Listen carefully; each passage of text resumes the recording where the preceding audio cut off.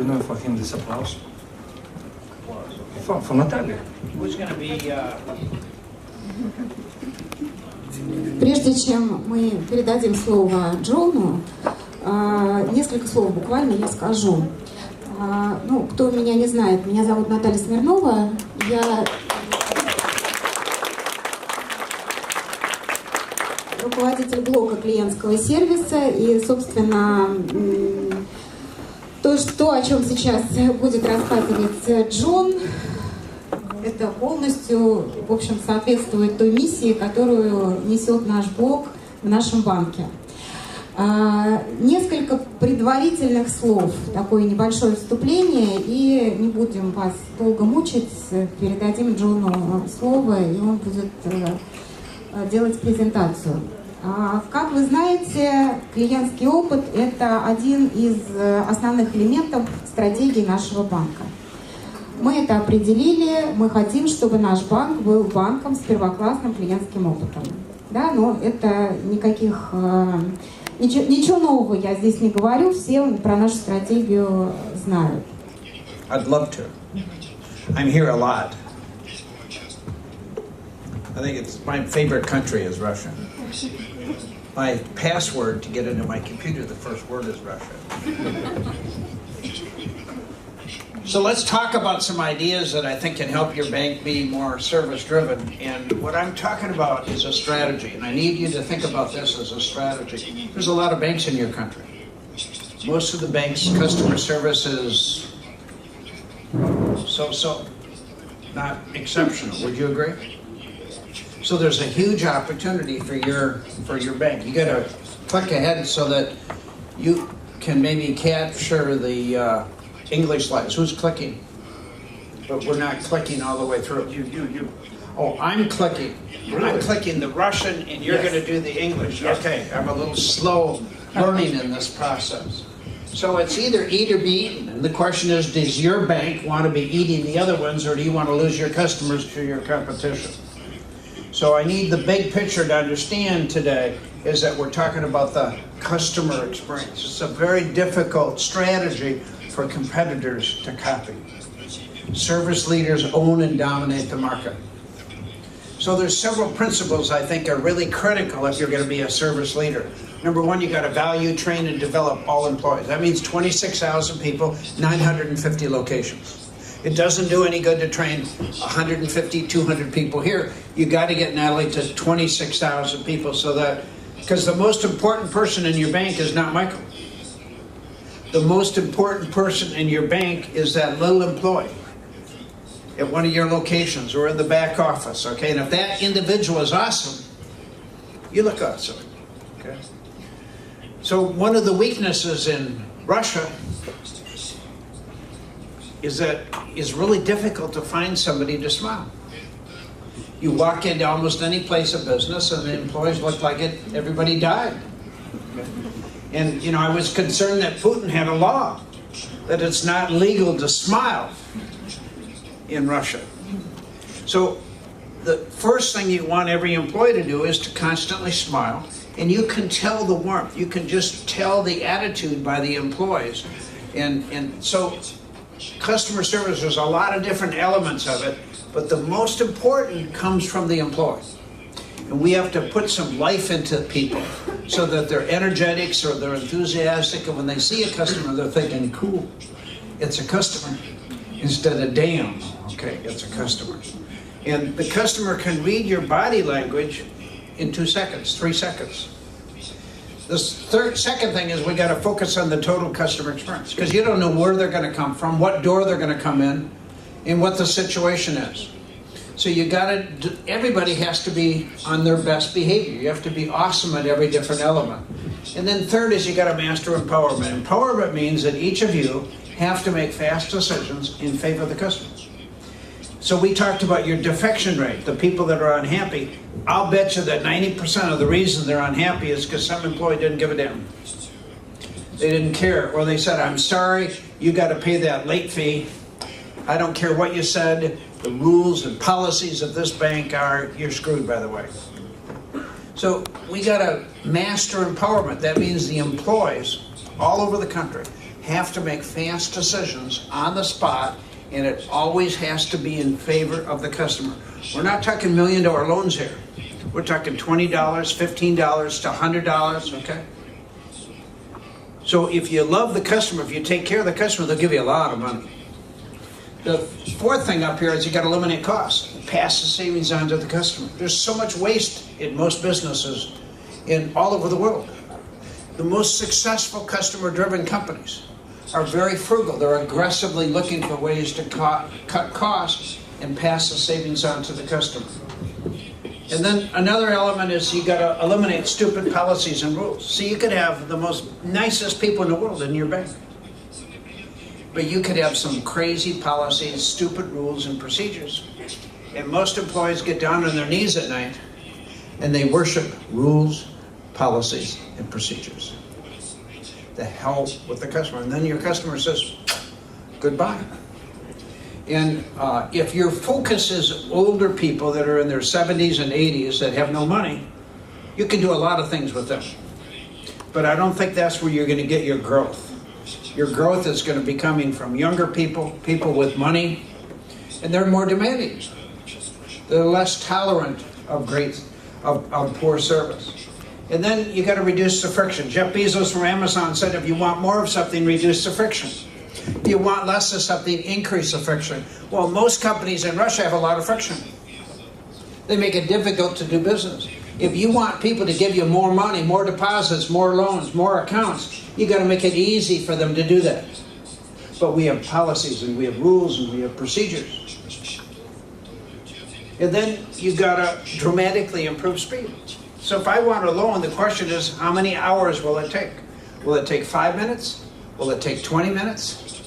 If I call my bank and I want a loan, it's going to take, 2 minutes or 3 minutes. They're going to say yes, boom. No, they might say we can, it might be a week before they close, or it could be a day. It doesn't really matter. They can go as fast as they want. Okay.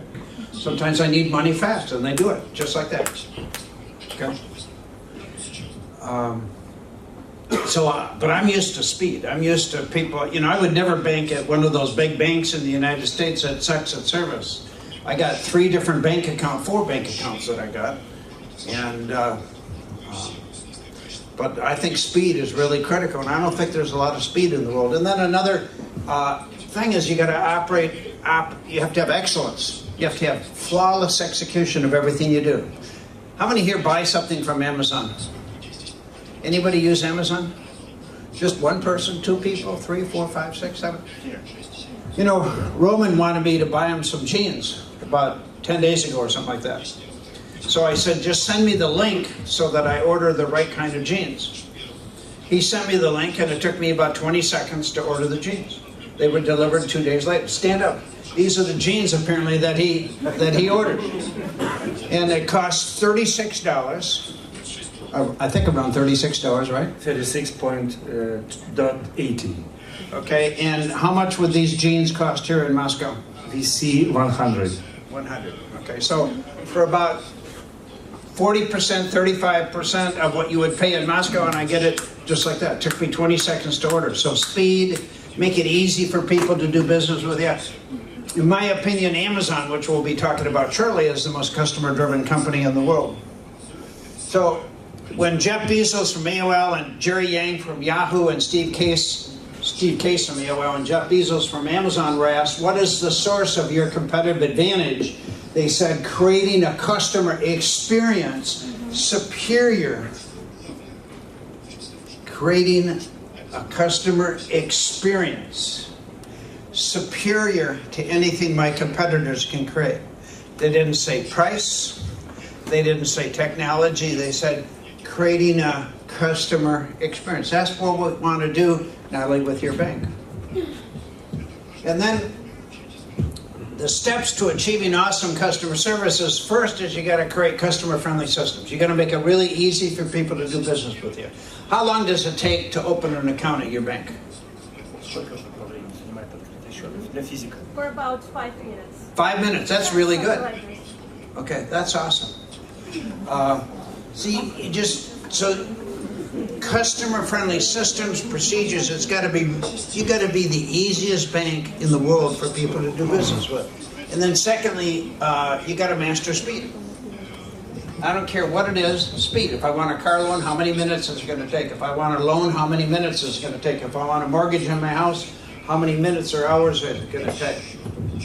And then you have to reduce costs and pass the savings on to the customer, which gives you increased market share. There's 3 ways to eliminate costs. Most companies in Russia have too many employees. Do you really need 26,000 employees? Probably not. So most companies just hire more people because nobody produces very much. So you got to have high-performing people. And those that don't become high-performing, you send them to your competitors. Number 2, if you eliminate stupid policies and rules, you can eliminate costs because that costs huge amounts of money, plus we hire managers to enforce the rules and policies and systems. And then the other end is letting underperforming employees disappear. I wouldn't be surprised out of 26,000 people that there's some people that don't give a damn, that some people don't perform. How many here are in a management leadership position? In a management position, leadership position. So if you got some people working for you that are dead, and you don't do anything about it, your job's at risk. So one of the things that you need to do is give people a decent burial and move them off to your competitors. So we are sometimes too tolerant of non-performing people. Your worst employees lose customers. If you looked at your defection rate up there where 24% I think of your customers are unhappy, it's because there's some employees that don't give a damn.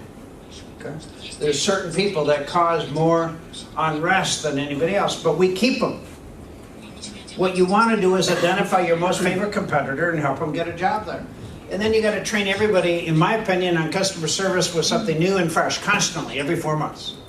We got to get away from the concept that your bank can run a commercial on TV and they only need to run one commercial every 10 years. It doesn't work. And I'll bet you that when you run commercials, you have a new commercial every month. Am I correct? So the commercial you start in January, you don't use the same commercial all the way through December. Because if you did, nobody would watch TV. They're always changing it up. Same kind of concepts, but they always change it. Well, if you're going to change behaviors and attitudes, now you got to have new stuff, fresh stuff, new stuff, fresh stuff. So the question is, where's that water that I had? Was that mine? Thank you. So the question is, are your employees trained on principles or policies and rules? When a customer comes in or a customer's interfacing with one of you, do you understand the principles are to take care of the customer? Or do we instead fall on our sword to take care of policies and procedures and systems? If you want to keep customers, you want more business out of customers, more accounts out of customers, more value out of a customer, you got to understand the principles are to take care of the customer, to love the customer, to treat them like royalty, treat them like kings and queens. Jeff Bezos, the founder of Amazon, the CEO, his goal when he started was to be the Earth's most customer-centric company. Didn't say Seattle, Washington, didn't say the United States, he said the Earth. In my opinion, Amazon is the most customer-driven company in the world. And we'll talk a little bit about it, because I think you can study some of the role models.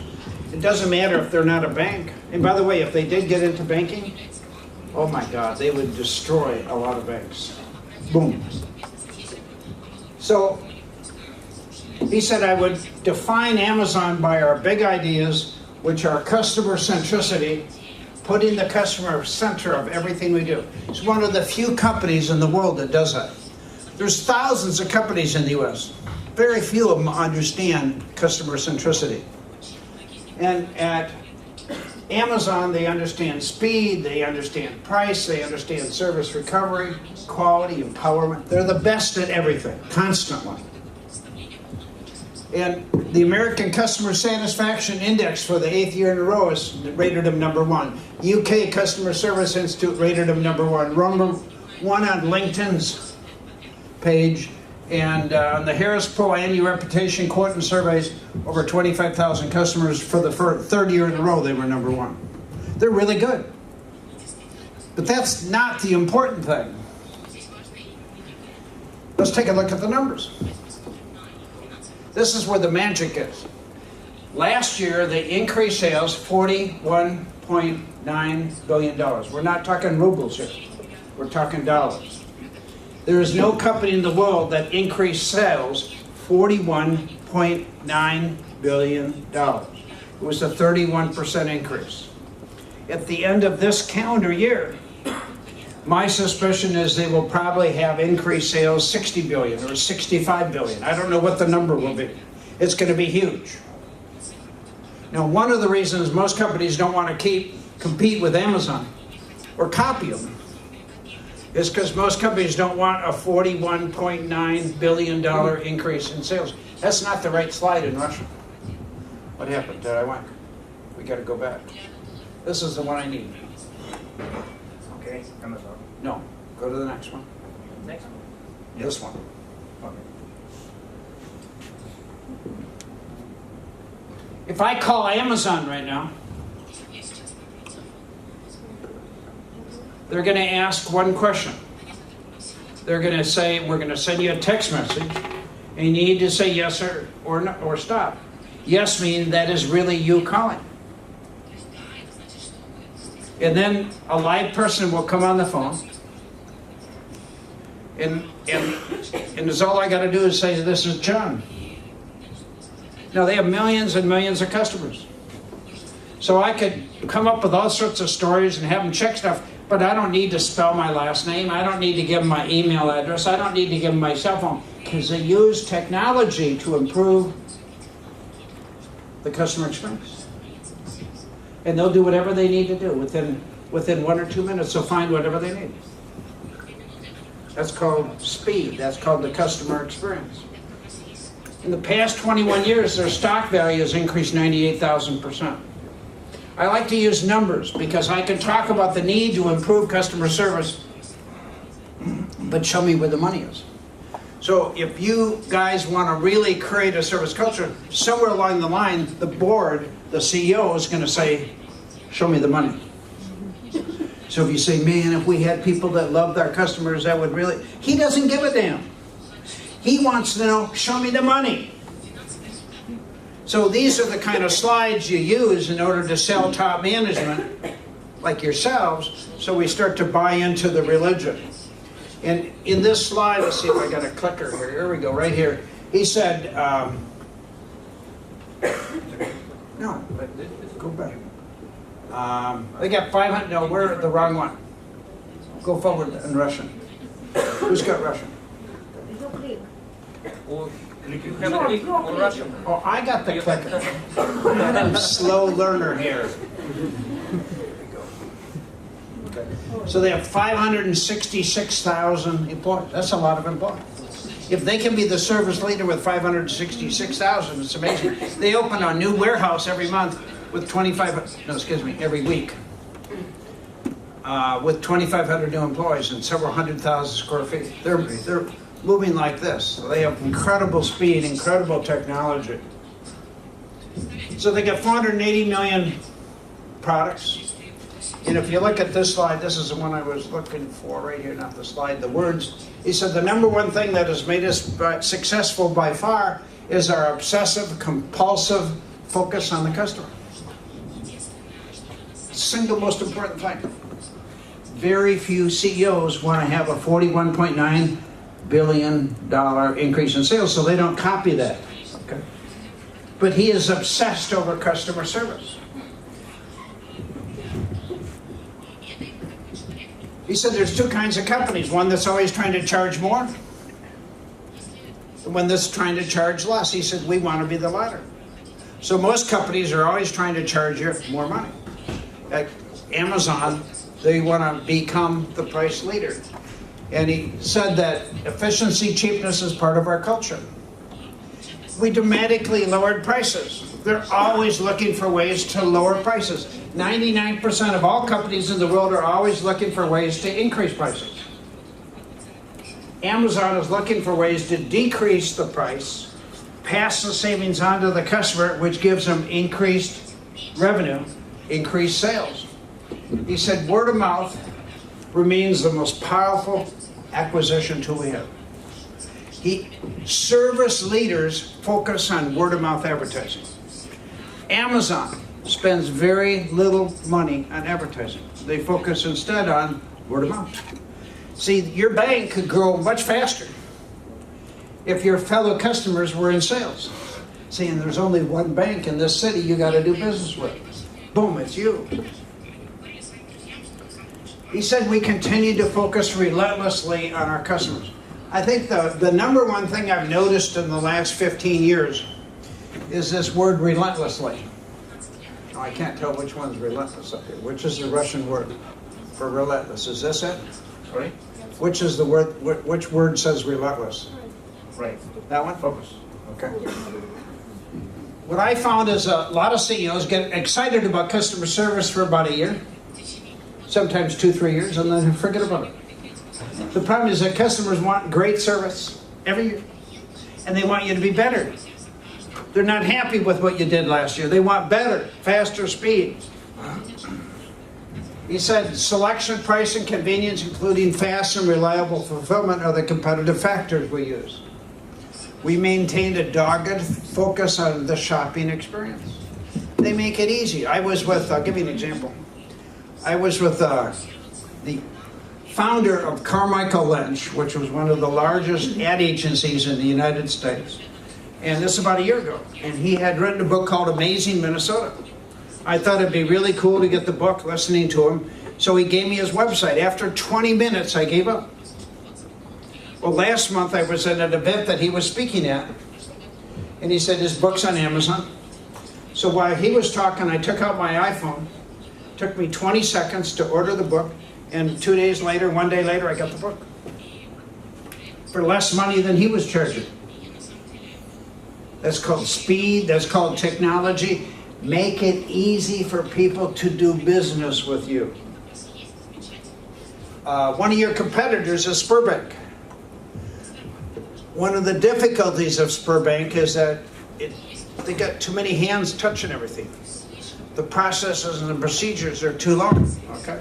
They could dramatically lower costs by billions of dollars if they would reduce some of the procedures and policies and systems they got in place. So this is probably one of the most important slides. Jeff Bezos said if you want more of something, reduce the friction. If you want less of something, increase the friction. Well, I think most companies love friction. They want to make it difficult for people to do business with you. So, Banque OTKRITIE, for you to increase deposits, to increase number of customers, to reduce defections, you want to make it really, really easy for people to do business with you. And if you want less customers, less deposits, less new accounts, increase the friction. So if you were to study Amazon, the thing that they're best at is that it's really easy to do business with them. I can order products, like Roman's jeans, it took me about 20-30 seconds to order the jeans, run it on my credit card, fast. So with Amazon, they operate 24 hours a day, 7 days a week. I can sit at home naked. 2 o'clock in the morning. I'm not up at 2 o'clock in the morning, but if I was up at 2 o'clock in the morning, I could order something in seconds from Amazon. And in Russia, there's a lot of people that are night owls. I find Russians are moving 100 miles an hour at 11 o'clock at night. Is that true? No, Americans are sleeping. Live people answer the phone. If I was on their website, I'm in the US, and I wanted to call you, they're going to return the call in 1 second. 1 second. I have 12 addresses on my Amazon account and 13 credit cards. I can choose any of them. I'm going to be going to Vail, Colorado to go snow skiing on the 22nd, and I always seem to order something when I'm in Vail. That's one of the addresses. I can change addresses, I can change credit cards, just like that. Okay? And everything's delivered to my door. See, Minnesota and Moscow are the same, only it's warmer here than Minnesota, where I come from. So I don't like to get out in the snow. It'd be just nice to sit at home on the couch, go to my iPhone, or if I wanted, I could go to the computer. Boom, boom, boom, boom. 15, 20 seconds, I get whatever I want. That's called speed, that's called technology, that's called making it easy for somebody to do business with you. So when I come into one of your banks, or if I'm on your site, mobile site, or if I'm on the internet, you got to make it really easy for people to do business with you. So Jeff Bezos said we're in the midst of a gigantic transition where customers have incredible power as a result of transparency and word of mouth. It used to be that if you made a customer happy, they would tell 5 friends. Now with the megaphone of the internet, whether online customer reviews or social media, they can tell 5,000 friends. How many here can read English? Okay, about 20%. If you wanted to look at one of the best minds in the world, go to Amazon, go to Investor Relations, it's only going to be in English, and look at the annual report from Jeff Bezos. You'll see one of the greatest minds who understands customer service better than any other American. Well, that's right, I'm clicking. Okay. I can tell their friends the customers will do their part of the heavy lifting. How many have ever used TripAdvisor? Okay, not too many. Okay. So today there's a lot of reviews. You can do it on Google. Okay, now there are more hands going up. My daughter, when we travel somewhere for a family vacation, she makes all the selections based on TripAdvisor. She looks at reviews. And I spend the money, but she selects where we're going to go. And if they don't have incredible customer service, we don't go there.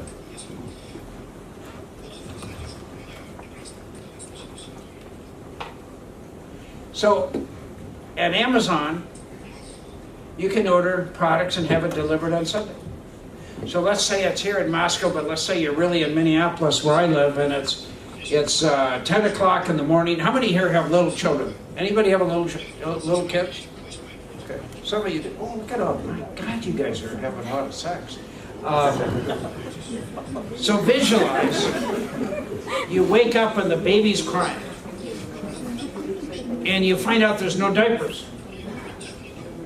Now the question is, you can get in your car, or you can get on the subway or the metro, and you can go get diapers.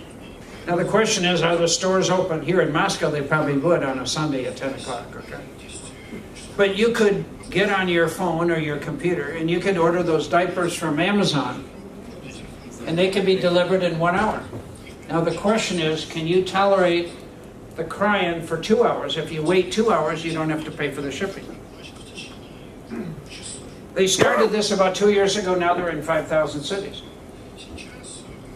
So let's say you're a Best Buy, the largest electronics retailer in the world, you're screwed. Why would I go into a Best Buy when I can just sit at home and order the product on Sunday and have it delivered the same day? See, Amazon has a better grasp of speed and technology to improve the customer experience than any other retailer in the world.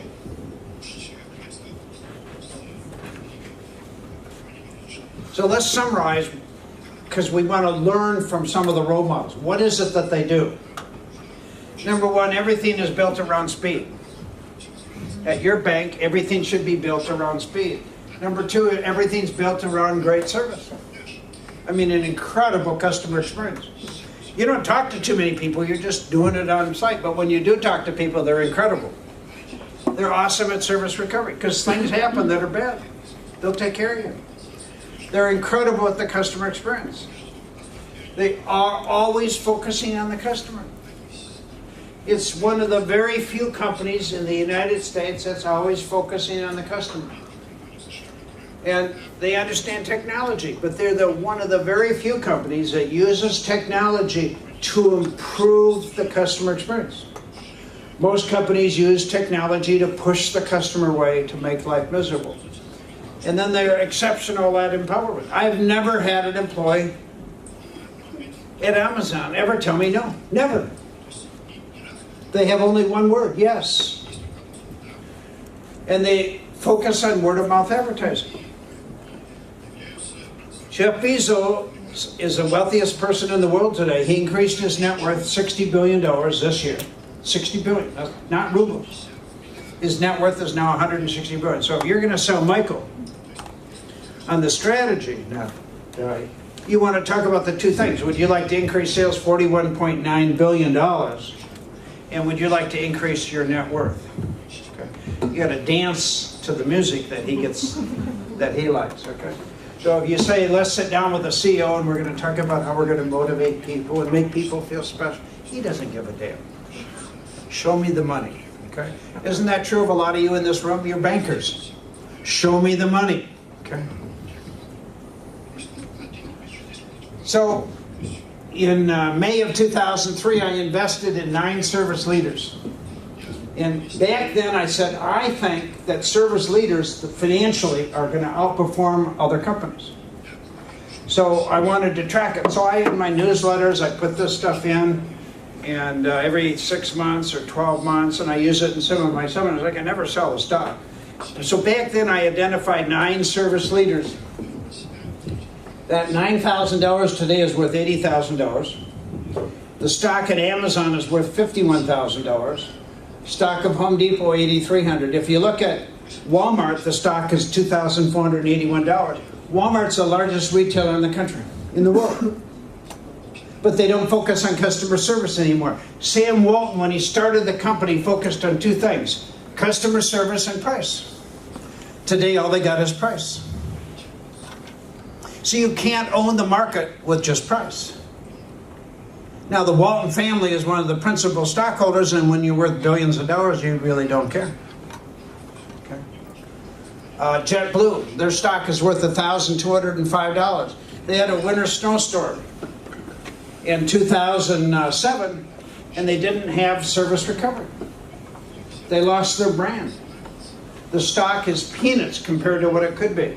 GE stock is worth $597 because Jeff Imlet, who just retired about a year ago, after 16 years, the stock had decreased in value from when he started to when he ended. And he focused on greed, focused on executive compensation for himself and the board members. They didn't. I remember one annual report about 3 years ago, and they lost $5 billion, and he said it was one of the best years they've ever had. And they paid him $35 million. And I said, this is a bunch of bullshit. Okay? So customers value a company that has a brand built around the customer experience. If you are not relentless, it doesn't work. So you can't do this for 2 years or 4 years or 6 years. It has to be a lifetime commitment. Amazon understands that. Costco understands that. Home Depot understands that. So there's 2 things we got to do. We got to value and develop all employees. 26,000 people. Now, the bad news, I told this to Natalie at lunch, is that there's going to be some people that don't give a damn. There's some people at your bank that don't care about your customers. There's some people at your bank that don't like themselves and they don't like you. Yeah, that's true. The best thing to do is help them find a career at another bank or the government. Got some of the best material in the world. 13 programs are in Russian. These are the 2 core things. You got to value your employees. And money doesn't work. If you double the salary of everybody in your bank tomorrow, each of you would love it, okay? But performance would not go up 1%. And then in about 30 days, the bank would be out of business. So I teach the skills of how do we manage and motivate people, how do we inspire people for greater levels of achievement. And in that process, you grow the business with an incredible customer experience. And if you can do that, that's how this bank becomes the most powerful bank in Russia. So the best service pros are just simply outstanding employees, and our goal is to help you build outstanding employees. See, if you're outstanding, a couple things happen. Number one, you get more money. See, you always make more money if you're outstanding. Am I right? Number two, you get promoted. It's in your bank, 26,000 people, 950 locations. It's not very difficult to move up. The benefit that all of you have is most of your friends don't even try. They're happy. A lot of people here in the bank probably say, when you pay me more money, I'll work harder.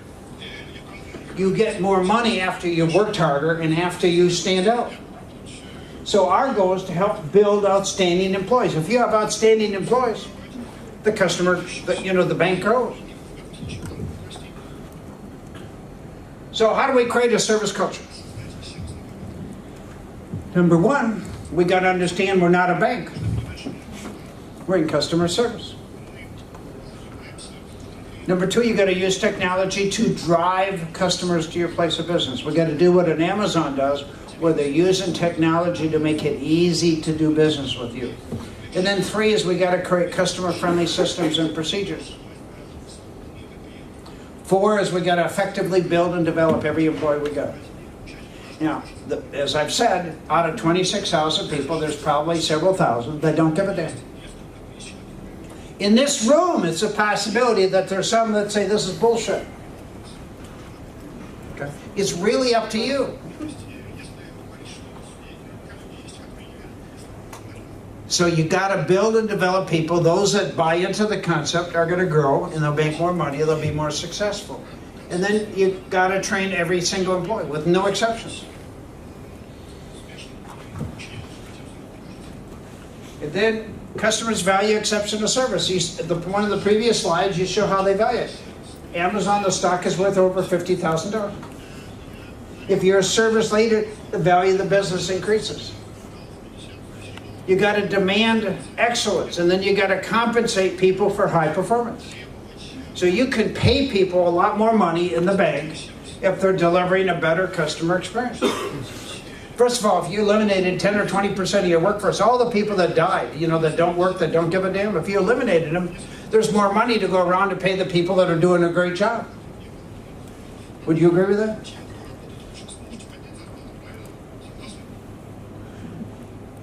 If you eliminate 10 to 20% of your workforce that are incompetent, that are lazy, that don't do a damn thing, that don't care, that leaves more money to reward people that are doing a great job. And then you got to demand leaders make decisions. You got to value the managers, the employees. You got to value customers. You see, my business is developing people. I'm not in the machinery business, okay? My business is how do we tune up our employees so that we're high performing. Each of us in this room could be more effective. How do we learn how to do that? Because if you are more effective, you move up. If you move up, you make more money. Am I right? Okay. The service strategy will dramatically impact your revenue, your brand, your image, your market share.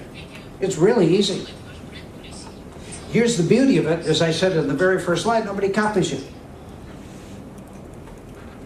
And then you got to be relentless. So, Natalia, this is where you got to be relentless. It's up to you. As soon as you slow this stuff down, it dies. So you can't say, you know what, in 2019 it'd be really good to be customer driven. Who gives a damn? You got to be good every year. In 2020, you got to be better than you were in 2019, and in 2021, you better be better than you were in 2020. You got to be relentless.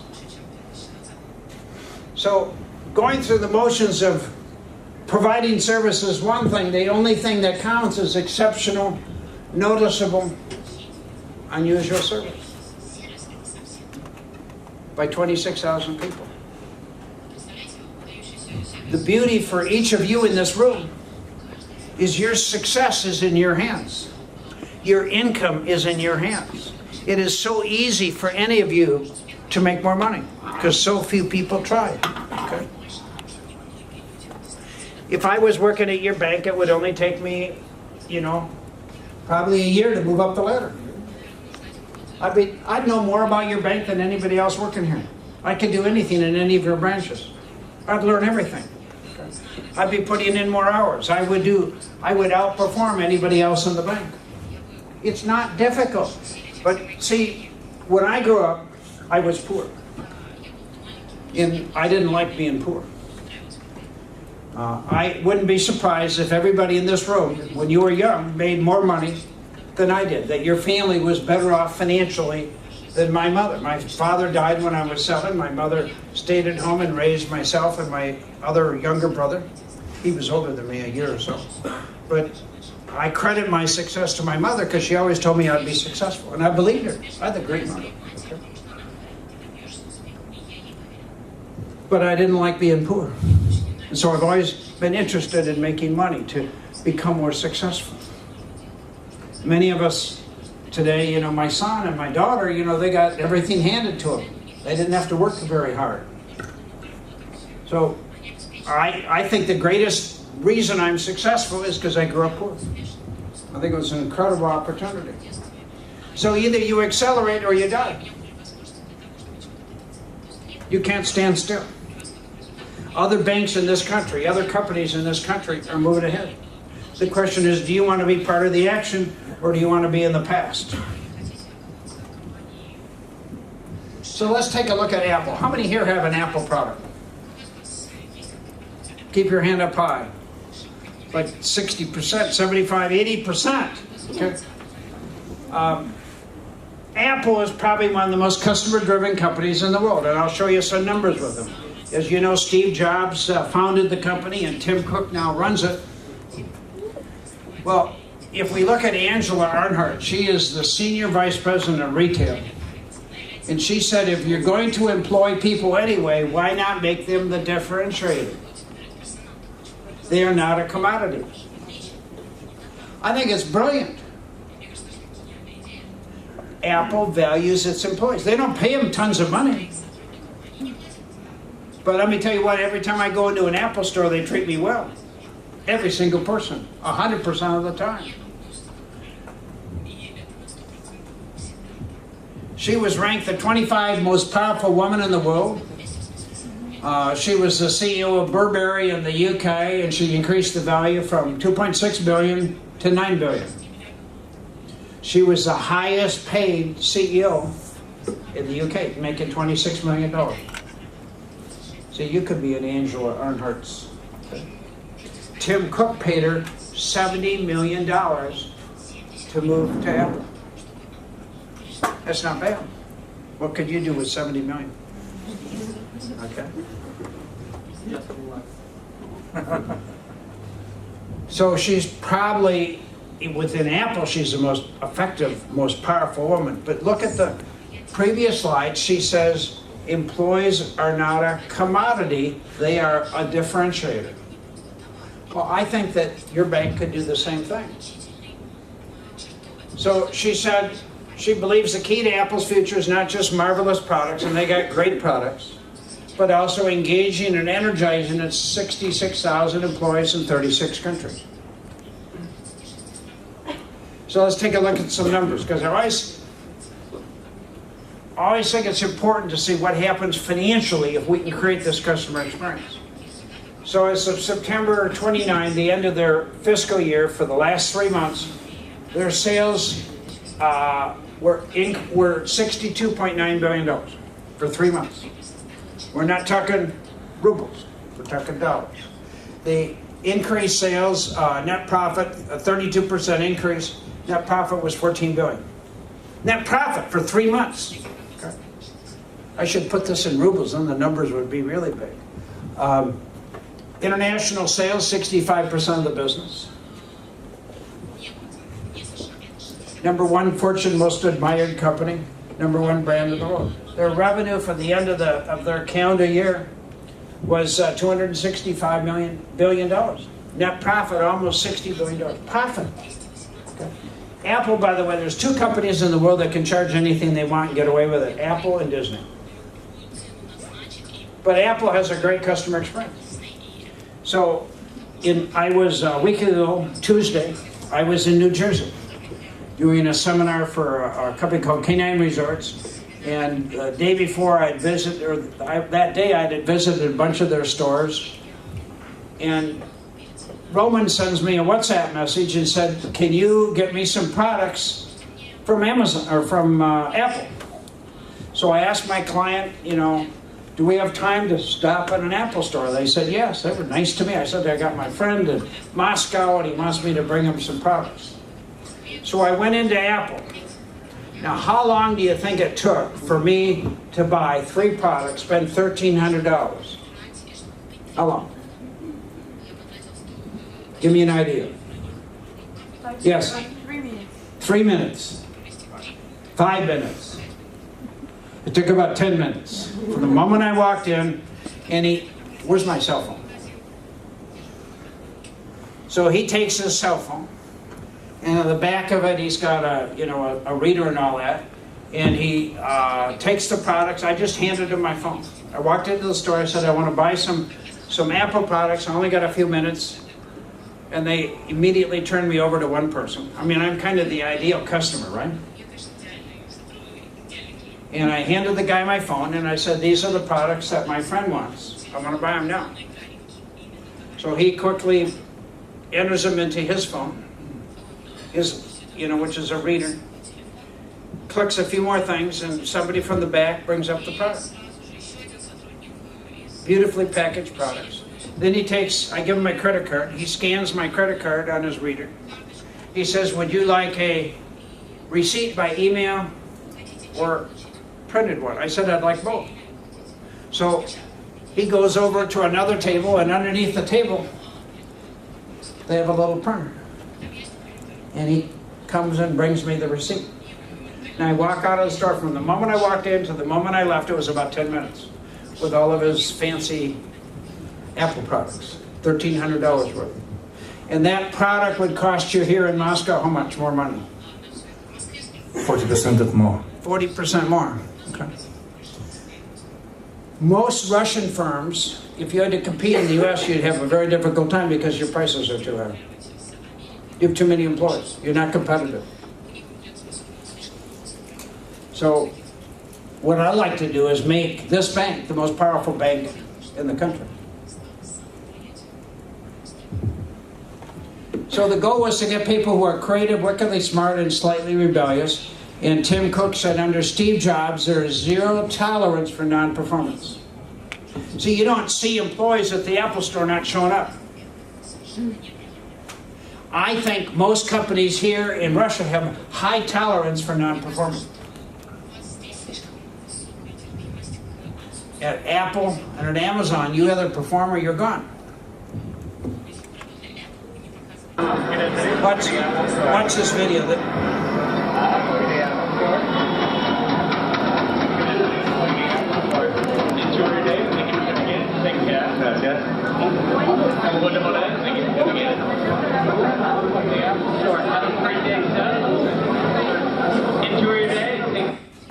This is the greeter, the security guard at the 5th Avenue store in Manhattan. That branch is open 24 hours a day, 7 days a week. They have millions and millions of dollars in product. They have more money in that store than you have in any of one of your locations. But in inventory, that's their security guard. So one of the things I would encourage you to do is to get rid of your terminals that you have at every one of your locations. All the banks in your country love these terminals. You go in and you push a number, I want to make a deposit, I want a loan, or whatever, and up on the screen comes a number. And typically you sit down on a plastic chair somewhere, waiting for your number to come up. And all banks do this, so every bank has to compete. They have to do the same stupid thing. So what would happen if at your bank, you had a young, attractive female, and in your country there's a lot of them, or a young, handsome man, young, okay, who knows how to smile. And instead of that stupid machine, you do what Apple does. And they have a person that greets you as soon as you come in, and he asks how you can be, what they can do, what you're looking for. And if you say, I got a problem with my iPhone, he sends you to another person that's waiting for people to come down, and that individual will ask you your name, and they put it into their iPad. They'll take down your email address.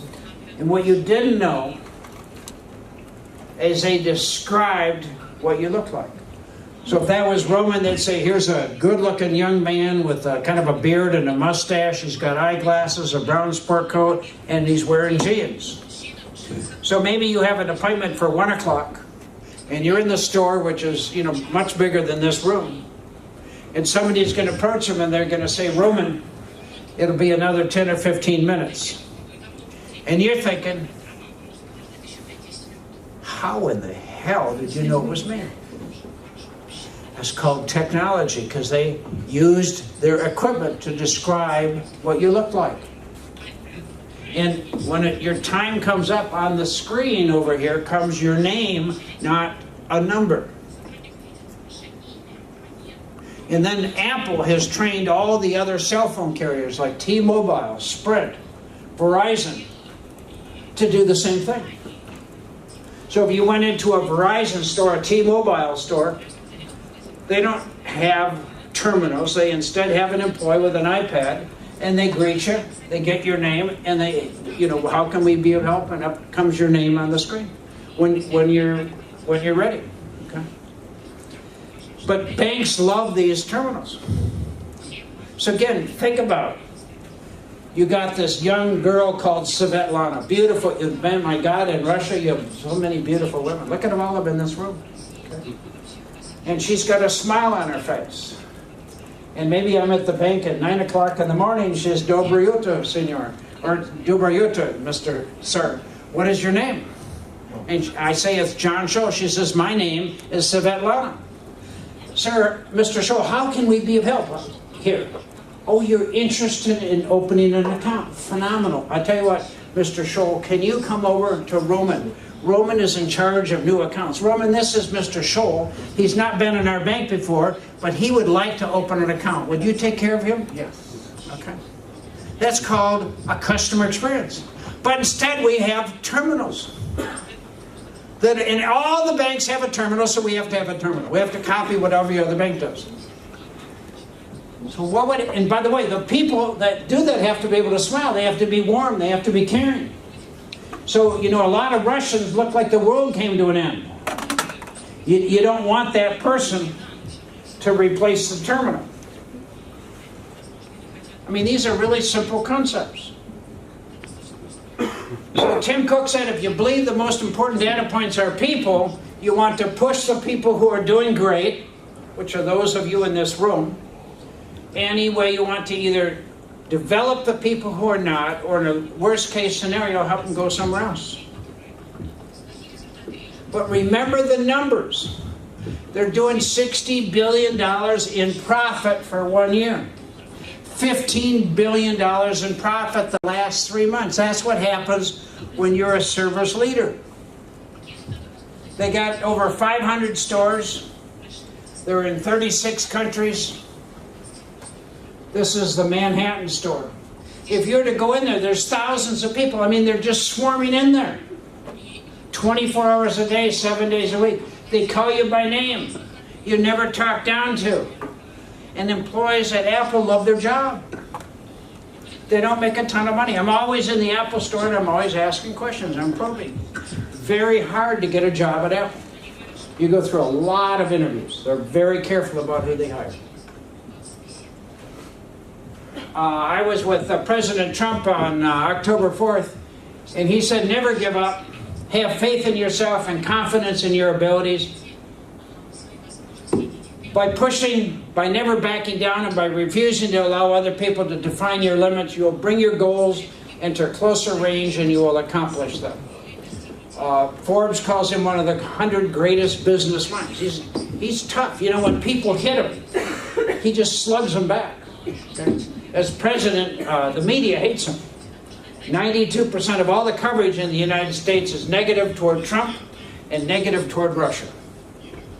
You know, if the media, partly the reason they're so negative toward Russia is because Trump likes Russia. So whatever Trump likes, it's like two little kids, you know, well, if it's my toy, I want my toy, you know.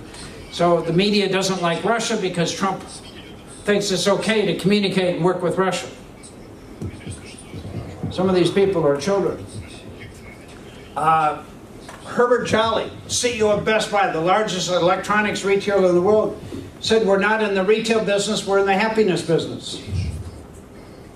That could really be true with your 26,000 people. They have 125,000 employees, revenue of $42 billion. When he started in August 2012, the stock was valued at $17.72 a share. At the end of August this year, the stock was at $79.56, up 348% in the last 6 years. Now, here's another skill that I think is critical. I think in a bank, it's important to use the customer's name, to remember the customer. Now, the banks I go into, everybody knows who I am.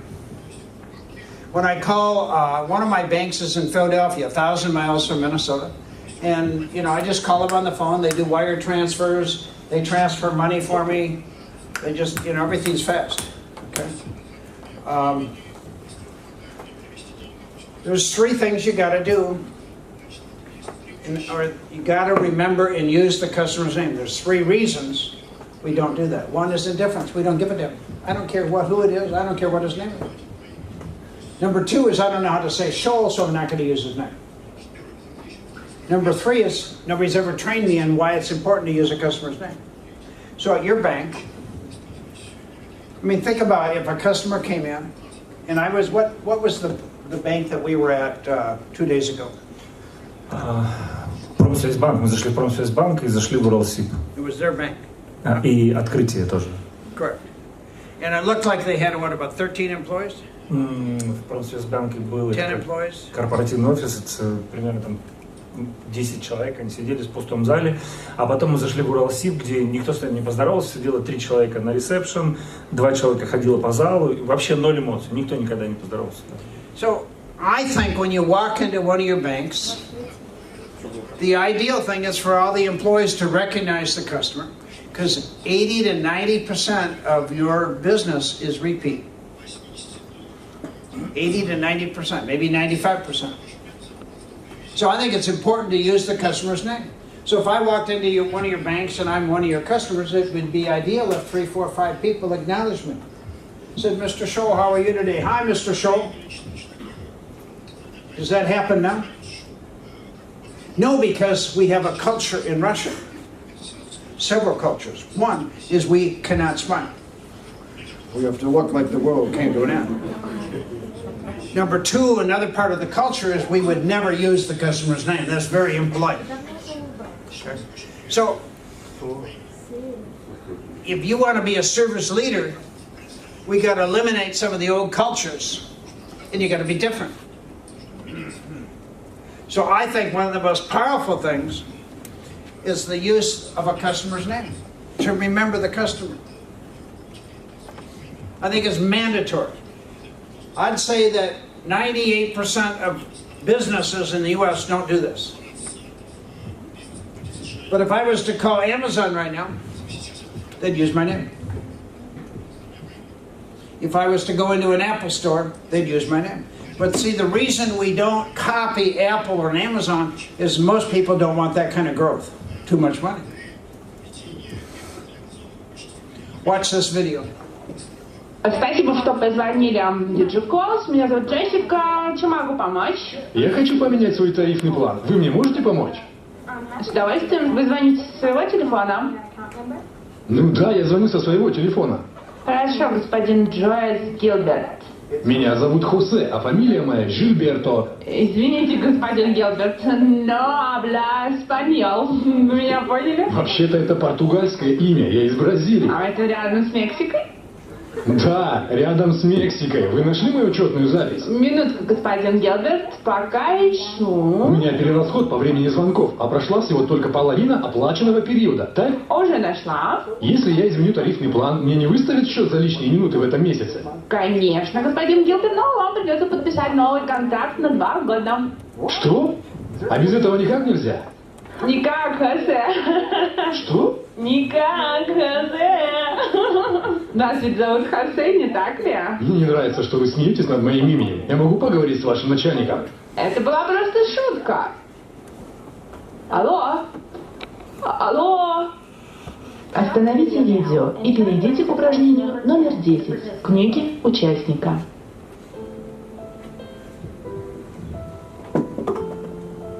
This is from our Russian program called Remember Me. Этикет обращения по имени требует внимательно слушать и уважать ваших клиентов. Послушайте, как клиент произносит свое имя, и сразу повторите его вслух, чтобы клиент мог вас поправить при необходимости. Примите во внимание, что одно и то же имя на разных языках может звучать по-разному. Уважайте и признавайте культурные традиции обращения к людям. Лучше обращаться к человеку более официально, чем допустить фамильярность. Если вы не знаете, как правильно обращаться к человеку или сомневаетесь, просто спросите. Всегда лучше переспросить, чем строить догадки. Спасибо, что позвонили в DJ Calls. Меня зовут Джессика. Чем могу помочь? Я хочу поменять свой тарифный план. Вы можете мне помочь? С удовольствием. Вы звоните со своего телефона? Да, я звоню со своего телефона. И вас зовут? Меня зовут Хосе. Хосе. Жильберто.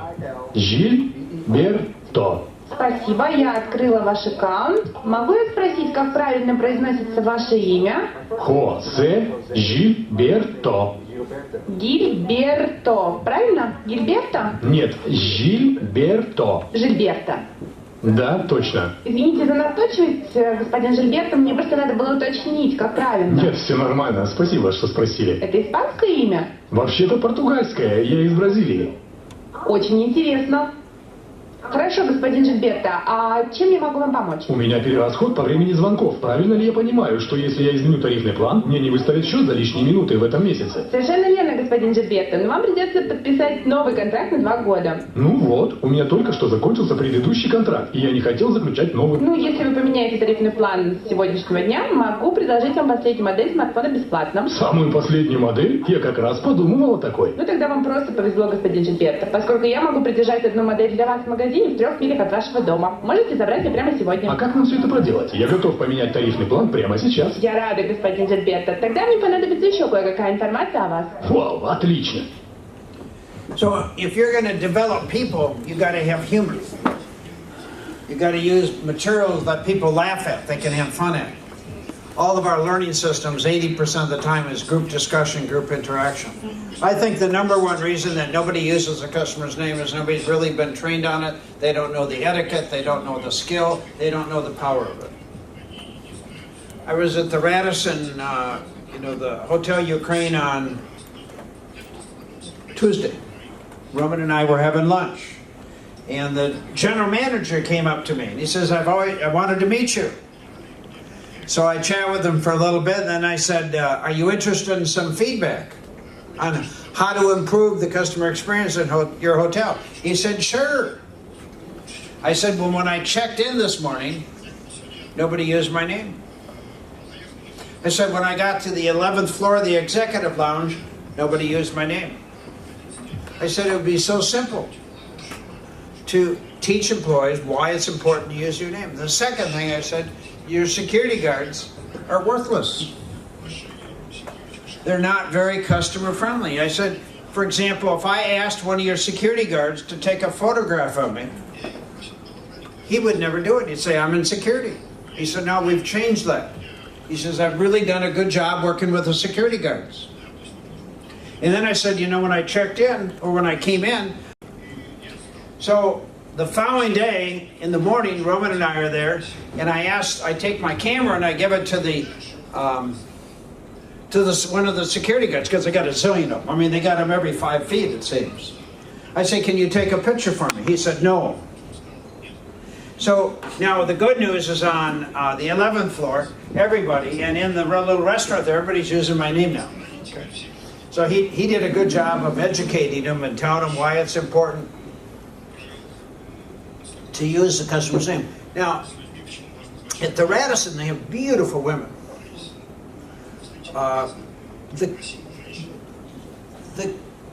The beauty of a woman is nice, but it's what they do that counts. Okay. So the smile is important, to use the customer name. It's the highest element of customer service. The hotel rooms at the Radisson are expensive. I expect that if I'm staying there, I would like to be treated special. The good news is I didn't see a security guard at that location I was at, and you said they have eliminated all your security guards, which is really good. You're probably the first bank in the country to eliminate your security guards. So I think it's really good. So using the customer's name is one of the highest elements of customer service. So keep in mind, self-imposed limitations are the greatest limitations to your success. The only thing that prevents each of you in this room becoming more successful are self-imposed limitations. It's not your color, it's not your sex, it's not your age, it's not your education, it's between your ears. So each of you in this room could have more unlimited success. Each of you in this room could make more money. Each of you in this room can easily move up. But it's up to you. See, you're not going to make more money just by showing up. You're not going to make more money by looking sharp or looking beautiful or handsome.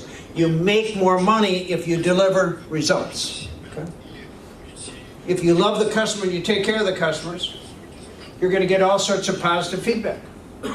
It's easy to move up. Let me give you another example, which is Metro Bank in London. How many have ever been to London to Metro Bank? Anybody? Nobody? Okay. Next time you get to London, I would encourage you to visit Metro Bank. This is Vernon Hill on the far right. This is his home in New Jersey. It's the largest home in New Jersey. He started Commerce Bank in 1973 with 7 employees. When he sold the bank in 2007, they had 10,000 employees. Everything at Commerce Bank was built around customer service. It increased the value of the stock 470 times. He started Metro Bank in London July 29, 2010, with 40 employees, and today they got 3,000 employees. So let's take a look at some of the numbers. So the average American bank does well to increase deposits $1 to $2 million per location per year. Deposits allow a bank to grow more rapidly. At Commerce Bank, they increase deposits $18 million a year. At Metro Bank, they're growing deposits $98 million per location per year. That is anywhere between 50 to 100 times faster growth than any American bank. And the interest rate they pay is less than any of the other banks in London. Commerce Bank paid less money than the other banks. And they call their deposits sticky deposits because people don't leave. Everything at Metro Bank is focused on the customer experience. They have 7-day branch banking. Their goal is to have 100 locations in Metro London. They opened, as I said, in 2010 with 4 locations. Initial capitalization is 75 million euros. I'm one of the major investors in the bank. Their hours are open Monday to Friday, 8 a.m. to 8 p.m. By the way, I'm impressed with the hours of your bank. You have some of the best hours I've seen of any bank in Russia. They're open Saturdays from 8 to 6 and Sundays from 11 to 5. Is this what your banks look like?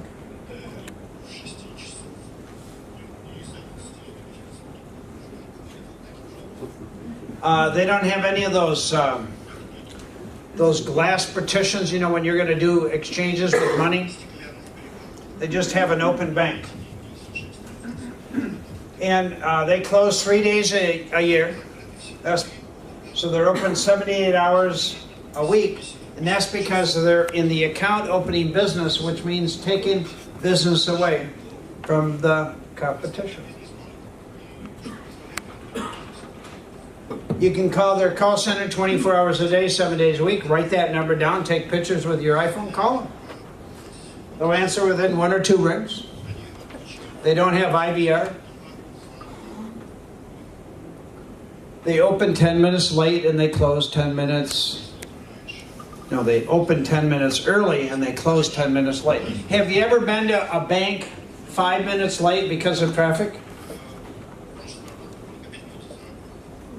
And what does the bank say? Please come in? Niet. So this is a strategy. They did it at Commerce Bank, they do it at Metro Bank. They don't advertise it, they don't promote it, but it's a strategy. You're never going to see a line when they open up their bank because they've been open 10 minutes early. Doesn't cost the bank any more money. Because some people come in a half hour earlier and leave a half hour sooner than others. And some people come in a half hour later and leave a half hour later. But it's called a customer experience. Your bank could do that immediately. It's a competitive strategy. They have free penny arcades in each one of their banks. So that, how many have your children pulling on your sleeve saying, Mom or Dad, can you take me to the bank? Nobody? So in London, there's thousands of kids that go to the bank all the time because they get to play on the penny arcade. They win prizes constantly. Well, just think what happens if you could have thousands or millions of kids come into your bank, and when they turn 18 or 20, all of a sudden they've been accustomed to your bank. That's what Metro Bank is doing. Now, here's the interesting thing. After Vernon Hill sold Commerce Bank, within 1 year he said it's a bank. It used to be America's most convenient bank. Now it's simply a bank. They eliminated all the free coin counting machines. I mean, they've changed so much stuff. If you call their call center, they used to answer within 1 to 2 rings with a live person. Today it could be 15 minutes. They used to be open hours similar to Metro Bank, and now they've dramatically changed the hours. So financial people take control, and the first thing they do is eliminate the customer experience. In the stores, which are beautiful. By the way, 80% of their rent is covered with their safety deposit boxes. They're open at really convenient hours, and apparently in London, people love to use safety deposit boxes to put their jewelry in and all sorts of values. You can go online 24 hours a day. You can use their mobile app. Where's my phone? So, you know, I can go to my mobile app right here.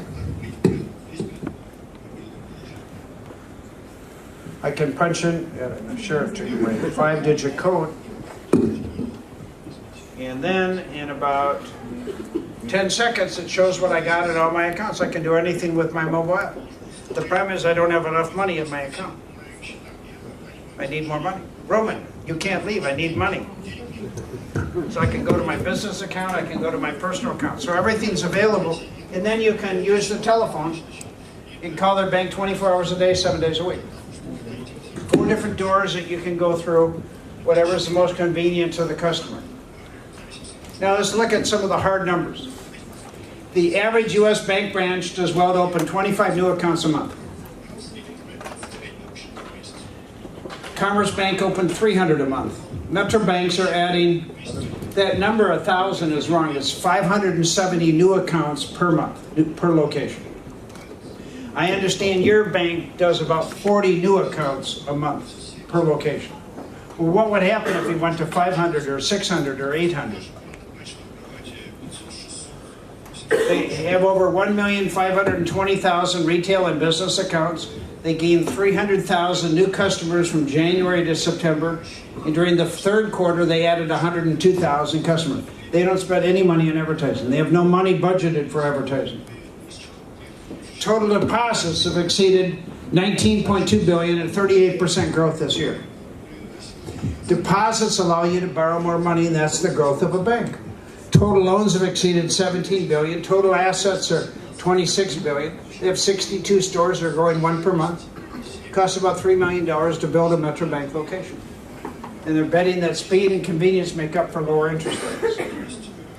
Is this what the lobbies of your bank look like? His wife Shirley does all the design. So here's their goal. By 2020, that's in 10 years, they expect to grow to $39 billion in assets, have 100 stores and 2 million accounts. First new bank in London in 163 years. Most customer-driven bank in the country. Their targets for 2023 are to have deposits of $69 to $76 billion and have 140 to 160 stores. That's the growth pattern that they're on. So another 5 years from now, that's where they're going to be.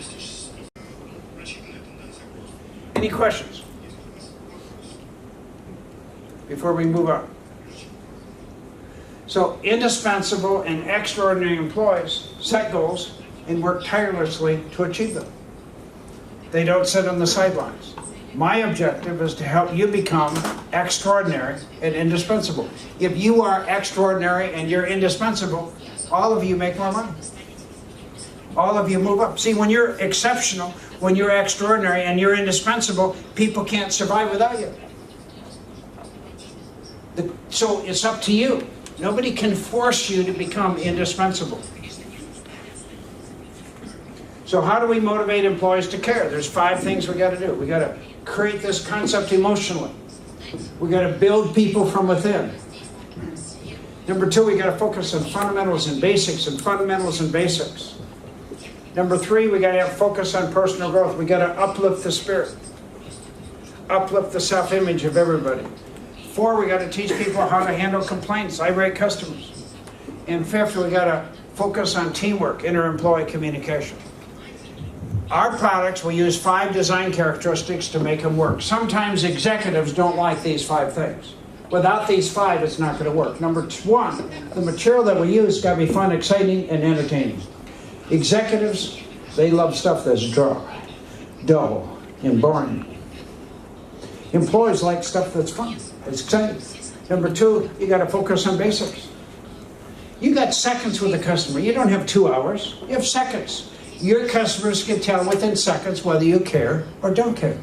That's why the smile is so important. That's why the personal warmth that has to exceed everybody in each one of your banks has to be so important. Because all of you are customers during the day. You're going to different places of business. How often do you see employees at all these other businesses smile? How often do you see that personal warmth coming out of the individual? They're excited to see you. When you go to your local supermarket, I'm assuming that 90% of you go to the same supermarket all the time. Is that a good assumption?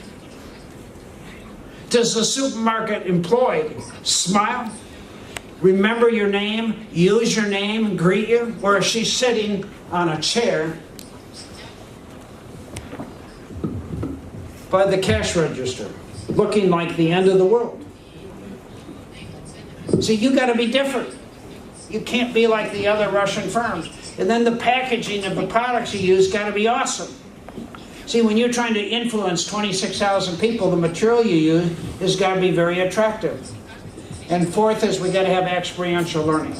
That means 80% of the time has to be group discussion, group interaction. So if we're going to create a service culture, you got to have something.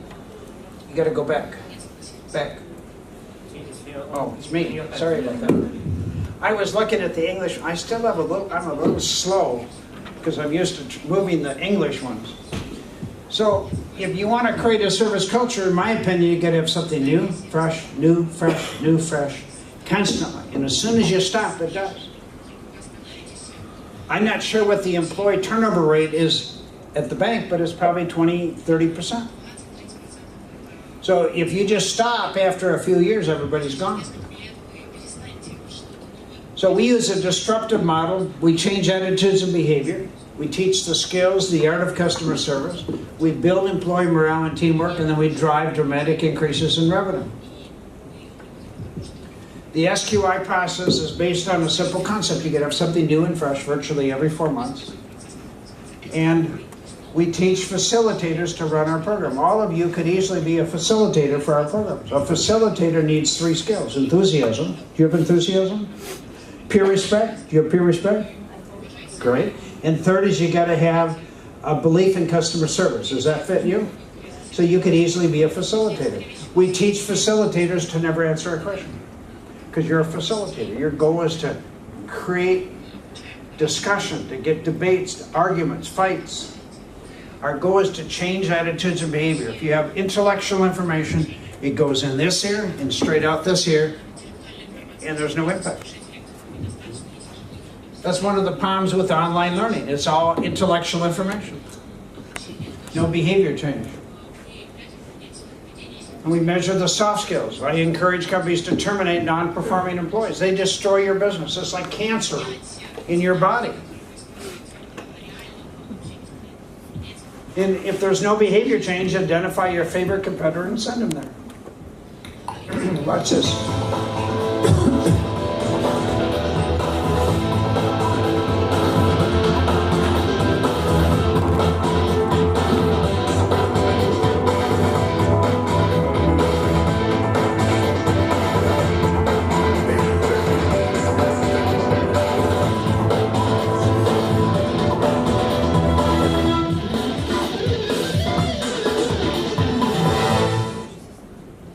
So with speed, the key is dramatically improve the time it takes to get anything done. I'm talking about 90%. So if it normally took you 10 days, how do I do it in 1 day? If it normally took you 10 hours, how do I do it in 1 hour? That's called speed. Speed is not going from 12 days to 11 days. So whatever it is, making deposits, opening new accounts, 5 minutes for a new account, that's pretty good. Do you believe that? 5 minutes? Done. Okay, very good. How long does it take, if I wanted to buy a car, how long does it take for a car loan? You don't have car loans? Do you have house loans, mortgages? Okay, I want a new mortgage on my house. How long does it take? A couple months? Well, let me tell you a situation. I was buying a new house. I moved 3 houses up the hill. And my banker was going to do the closing, and this is about 5 days before closing. He said, "Do you have your mortgage approved?" I said, "No, the company that's handling it is still screwing around." He said, "Well, why don't I just provide the mortgage on your house? You guys for the mortgage, because you took too long and weren't able to put it together, my bank's going to do it." And we closed a few days later. That's called speed. For a lot of money. So I'm used to working with banks where everything is real quick. Okay? Real quick. So culturally and socially speaking, it is not, whoops, I gotta go back. Culturally and socially speaking, it's not in our nature to act with speed. Think about when you were in college. It's Monday morning, 9 o'clock. The teacher says you're going to have a test Friday at 10 o'clock. When did you start studying for the test? Was it Thursday night or Friday morning? We wait, okay? So speed means dramatically reducing the time, changing mindsets, eliminating policies and rules so you can move at a faster pace. Amazon, Apple, you can do business with them in minutes, okay, or seconds. That's called speed. So speed is, I need you to move the English slides. It stopped? Forgo quality for the sake of moving faster. It shows that you can over-deliver on your promises. So how long does it take? You said a house loan, it could be 2 months? Yes. And the average interest rate I pay on my house loans is about 4%. I have a lot of real estate I own. What do you guys charge here? What's the interest rate? Holy Jesus, Yemeni crickets. If people in the United States had to pay 9%, nobody would buy a new mortgage. That's outrageous. Oh my God. Oh, that's huge. So I believe that speed is one of the core elements that is important for a great customer experience. People want things fast. The exception are poor people and little old ladies. But I don't think that's your focus for your business. Okay? I don't think that's where the growth is for your business. Препятствий. Вы не могли бы мне помочь? Я сейчас занят, а потом ухожу на перерыв. Если вы подождете минутку, думаю, Бобби вернется с обеда. So this is from our speed program. I have a program called Speed. It's a 2-session program and designed to get people to dramatically improve the speed. Here's another one. Я хочу закончить этот проект раньше срока. Вы не могли бы посмотреть эти претензии? Ну, по-моему, все нормально, но я не могу это согласовать. Сначала здесь должен поставить подпись мой руководитель. До завтра вы не успеете ее получить. Скотт, напиши, пожалуйста, письмо в отдел продаж с подробным описанием обновленной процедуры для следующей недели. Хочу, чтобы они получили его как можно скорее, и мы могли сразу приступить к делу после доработки программ. Хорошо? Презентация в этом документе представлена задом наперед. Ну, это не моя ошибка, мне так его выдали. Тогда переделайте. Мне придется звонить клиенту и переносить сроки. So, about 2 weeks ago, my company wanted to spend about $72,000 a year in printing in Kazakhstan to ship the products to Moscow. The problem we found is that nobody in Kazakhstan needed $72,000 a year. So what I really found out after all the years I've been doing business in these countries is that the former Soviet Union is in play. Okay? So apparently in Kazakhstan, the economy is just soaring. Nobody needs more business. Because see, in order to take the project, they had to provide the paperwork that it was going to be shipped to Moscow and that it was printed in Kazakhstan. That was too much work for 12 printers in Kazakhstan. We had a gun to our head with the client who needed the product delivered this month, all of it. So Marina on my staff used Facebook, and because somebody about several weeks ago had had a question out about who are good printers. So she used that thing and sent an email to 20 printers in Moscow. 7 printers never responded. There's only 1 printer that was interested in dollars. Only 1 out of 20. And that person last week received a wire transfer us for the first payment, for the first order. So what I found is that all this bullshit about increasing sales, most companies don't give a damn. They really don't care. I mean, to me, this 72,000, how much is that in rubles? Is that 5 million rubles? How much is $72,000? About 5 million rubles. So firms in Moscow didn't need every year 5 million rubles. They're fat, they're happy. So I'm thinking to Roman, I'm thinking, my God, the economy in Russia is hot. It is so hot that most companies don't need more business. Is that true? Not true. But see, we don't have speed. I went into 4 car dealerships on Tuesday because I was doing seminars yesterday for Autoboss and for Rolf. I wanted to see what the customer service was like in the car dealerships. What I found is that on a Tuesday morning about 11 o'clock, they don't need sales.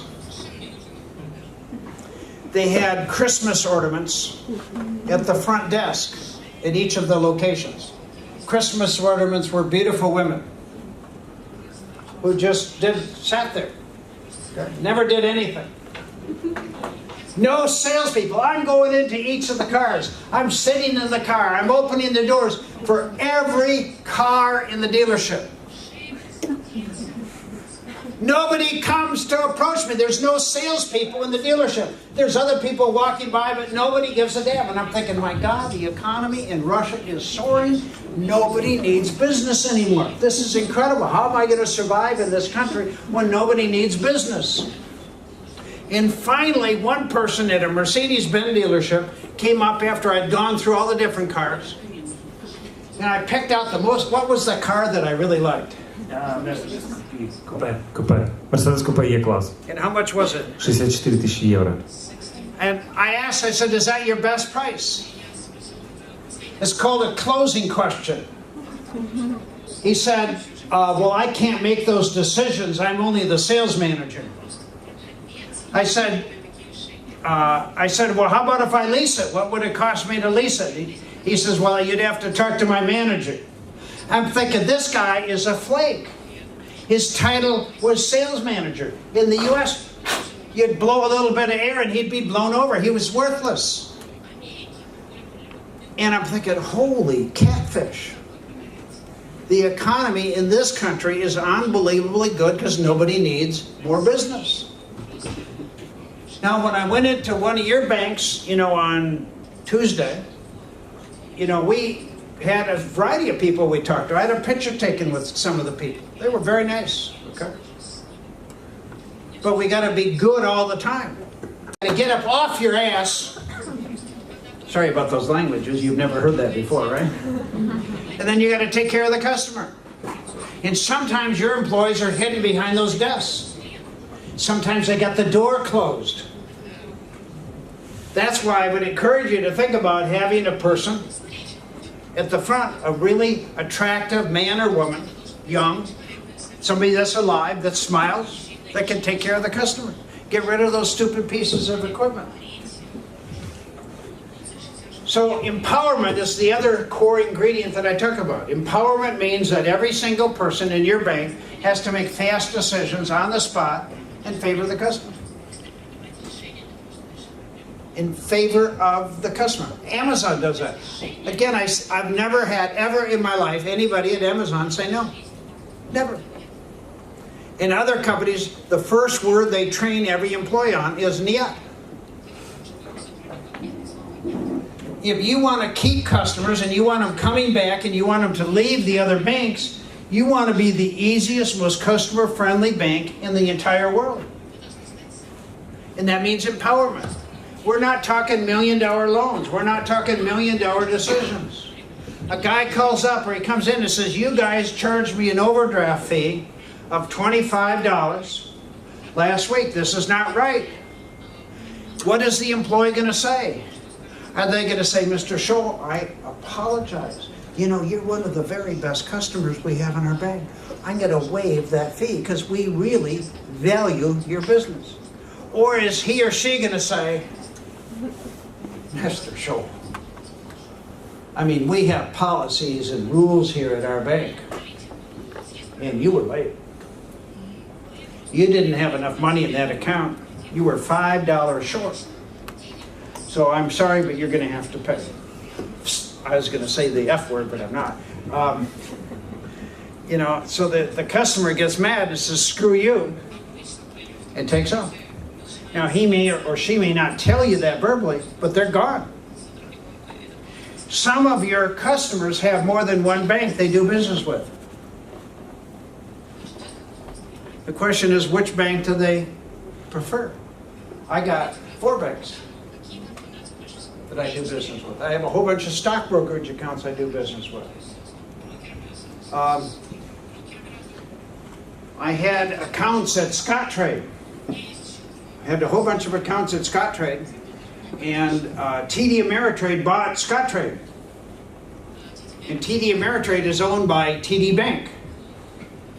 Holy catfish. After they bought the company, it was like going through hell. The manager was lying to me, the employees weren't delivering anything. I closed every goddamn account I had, except one. That was the one with those 9 service leaders. I can't sell that stock. I got to keep that stuff because I use it in my seminars. But I closed every account we had. I don't want anything to do with them. And here's what I got into this business. Every week, if you're watching TV, they spend millions of dollars on advertising. Talking about how great they are. They suck. They suck. So we have to get everybody in the bank making fast decisions on the spot in favor of a customer. Now, what are the 3 major reasons that people will never make an empowered decision? What's the most important reason? The single is 90% of the reason that none of your employees will ever make a decision. Anybody can guess what it is? Come on. It's so obvious. What is it? Okay, I don't...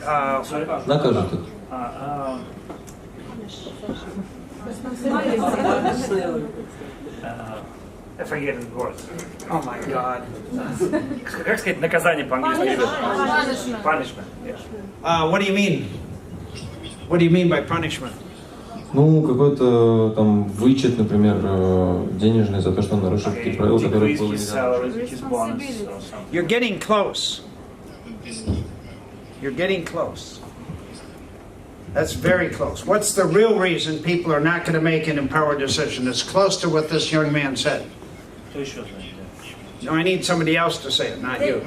Maybe the fear of wrong decision. The fear of wrong decision, no.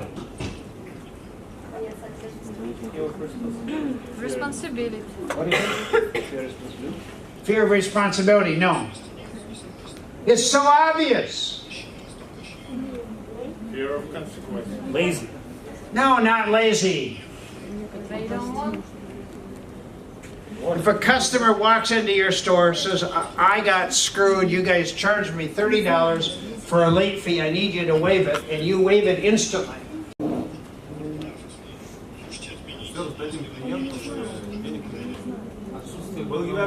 I can get my earpiece on, but because I can't, where's my translation piece of equipment? Somebody's using it. Okay, Roman, come with me so you can, what is it? Maybe we'll give everything to the client and our revenue will reduce. Your revenue will reduce. That's not the number one reason. This gentleman was very close. Maybe fraud? Huh? Fraud? Cheating? No. He will pay for responsibility. That's the second reason. Now I need the first reason why the employees will not, under any condition, make an empowered decision. You could get it because you were so close. Don't want. Don't want? No, that's not it. The number one reason is the employees know they're going to get fired. Remember, I said fear. I didn't say reality, I said fear. So the first reason is that most employees just know for a fact they're going to lose their job. And they don't want to go home at night and tell their spouse, I lost my job. Maybe they have children. You don't want to lose your job. Second reason is what you said. You waive the fee, you're paying for it. It's coming right out of your salary. That's the second reason. Third reason is, you stupid woman. Don't you have any brains? By now, you should know what you're doing. We don't want to be put down. But the number one reason is that all employees know they will get fired. Now, how do I find that out? When I push people to the limits all the time. And I say, can't you make an empowered decision? And sometimes a person says, what's an empowered decision? Or they say, no. I said, well, what would happen if you just did it? And 90% of the time, the employee is going to say, I'll lose my job. It's fear. So if you want people to make fast, empowered decisions, you got to push them and you got to reward them. You got to make a big deal out of it. You have, I'm sure, at least a monthly publication to all the employees. Every issue, you should have 1 or 2 instances in there where an employee did wild, empowered decisions. And you make a big deal out of it. You show a picture of them. then the other employees say, oh my God, she got recognition. She didn't get fired. She didn't have to pay for that. Okay? So you got to coach people. You got to push people to a greater limit so that they make empowered decisions. Where's my clicker? It's in my pocket. That's where it is. Empowerment. There are, in each of your locations, every day there's weird things that happen. You want employees to spend your money every day on keeping a customer. You got a customer in front of your eyes, on the phone, on the internet. I'll give you an example. Amazon. Several years ago, I had a friend of mine in Vail that got mad at me. I do a lot of snow skiing. And I bought a package from him from Amazon of coffee beans, and a beautiful package, all cellophane wrapped, $39.95. He was so mad at me, he sent it back. I mean, I really screwed up. So I contacted Amazon. I'm on their chat. I first tried to just send it back and I couldn't, they wouldn't accept it. So I went onto their chat line and I said, I got this package, and it explained what it was. And I said, for some reason, Amazon doesn't let me return it. The person on the chat line said, it's illegal for us to take grocery products back. Then she said, why don't you just keep it and we'll give you a credit?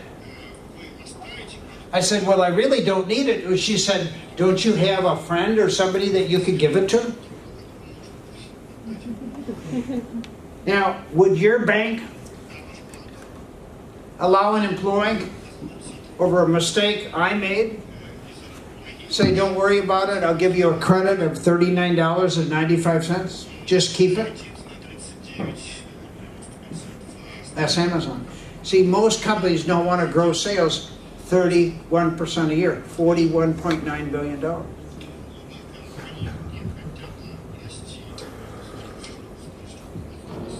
Ну, тогда я возьму жареного цыпленка. Мне очень жаль, но у нас ничего с курицей сейчас нет. Раз так, мы предлагаем вам в качестве компенсации бесплатную картошку фри. Тогда дайте мне сэндвич с рыбой. Хорошо, с вас $4.50. Годится. И спасибо за картошку. Не за что. Сейчас ваш заказ будет готов. Ну, и что ты сейчас сделал? У нас закончилась острая курица, и клиент выглядел раздраженным, поэтому я дал ему немного картошки к сэндвичу. Я тебе плачу не за то, чтобы ты бесплатно раздавал еду. Я не... Он был... Ты только что дал ему то, за что он не заплатил? Да. Ты уволен. Вы шутите? Нет, я не шучу. Добрый день, не могу вам помочь? Да, я заказала чесотилю с курицей, а мне принесли с сыром. Извините, я сейчас принесу то, что вы хотели. Спасибо большое. Но вам придется доплатить 99 центов. Вы действительно собираетесь взять с меня больше денег, хотя вы сами перепутали заказ? Ты уволен. Да, мадам, извините, мы должны взять с вас разницу. Серьезно? Извините, мадам, я бы и не стала, но если я не возьму с вас реальную цену, мой менеджер вычлит эту разницу с меня. Но это же глупо. Я думала, вы делаете все, чтобы ваши клиенты были довольны, но я недовольна таким обслуживанием. Послушайте, я не хочу, чтобы меня уволили. Мне нужна эта работа. Это возмутительно. Заберите вашу кесадилью. Я потеряла аппетит. Я ухожу и больше не вернусь. So this video showed two things. It showed an employee getting fired for giving away free French fries to take care of a customer. And by the way, if you ever do that, you don't need to worry about empowerment anymore. It's gone forever. Okay, word of mouth will ripple through the bank in seconds. Okay. The second thing is at the end, she said, if I do that, I'm going to have to pay for it. That we wanted to reinforce the thing that employees are fearful that they're going to be forced to pay for what they do. And then we create discussions, and people spend 30 minutes discussing this, and that's how we do the training and teaching people empowerment. So empowerment is a way of life that you're going to love. It's the single goal every day should be to have over happy customers. If you have over happy customers, nobody can compete with you. They don't leave. But the goal is over happy. So you got to be able to do fast things every day to make a customer over happy. And that's not corruption. So you'll never be a service leader without empowerment. And it's the most complicated, the most difficult thing to get any company in the world to use. So there's two ways to move up in the company, or that you can move up. So getting promoted is taking care of a customer to the customer's satisfaction. If you say, if you give me $20, I'll waive the fee, that's corruption. So if money is personally going into your wallet or your purse, that's corruption. You should be fired. If you advance your career because you're taking care of customers and they fall in love with your bank, that's empowerment. Do you understand the difference? So if your boyfriend says, I need you to do this for me, and you do it to help your boyfriend, that's corruption. We're going to skip this slide here. So just imagine what you could do with an entire workforce of empowered employees, ready to do whatever it takes to succeed. That's really the service strategy. But each of you have to be able to make fast decisions every day in favor of the customer. What prevents us from doing that is the fear that we're going to lose our job, we're going to have to pay for it, somebody's going to scream at us, because we have policies and we have rules and we have procedures. And most of us love policies, rules, and procedures. Customers don't. So at Amazon, their policies are take care of the customer. Very simple. So half of the money that you guys spend on advertising is wasted. Nobody knows which half. So training is the key to empowerment, and empowerment is the key to creating a service culture. I need everybody to stand. I'm going to teach you a little English. Stand, everybody, please. Everybody stand. Repeat after me in English with enthusiasm. Empowerment. Empowerment. Oh, that's bad. Empowerment. Empowerment. No. Empowerment. Empowerment. Is having. Is having. We can do it better. Empowerment. Empowerment. Is having. Is having. Millions. Millions. And millions. And millions. Millions. And millions. And millions of over happy customers. Okay, let's do it one more time. Empowerment. Empowerment. Is having. Millions. And millions. And millions. And millions of over happy customers. Spasibo, you now have learned English.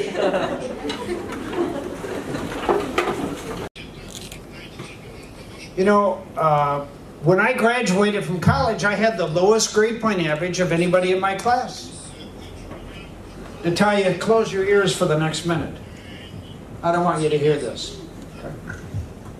And, you know, I just make more money than anybody I graduated with, because I have, for the last 45 years, spent a lot of money building my mind.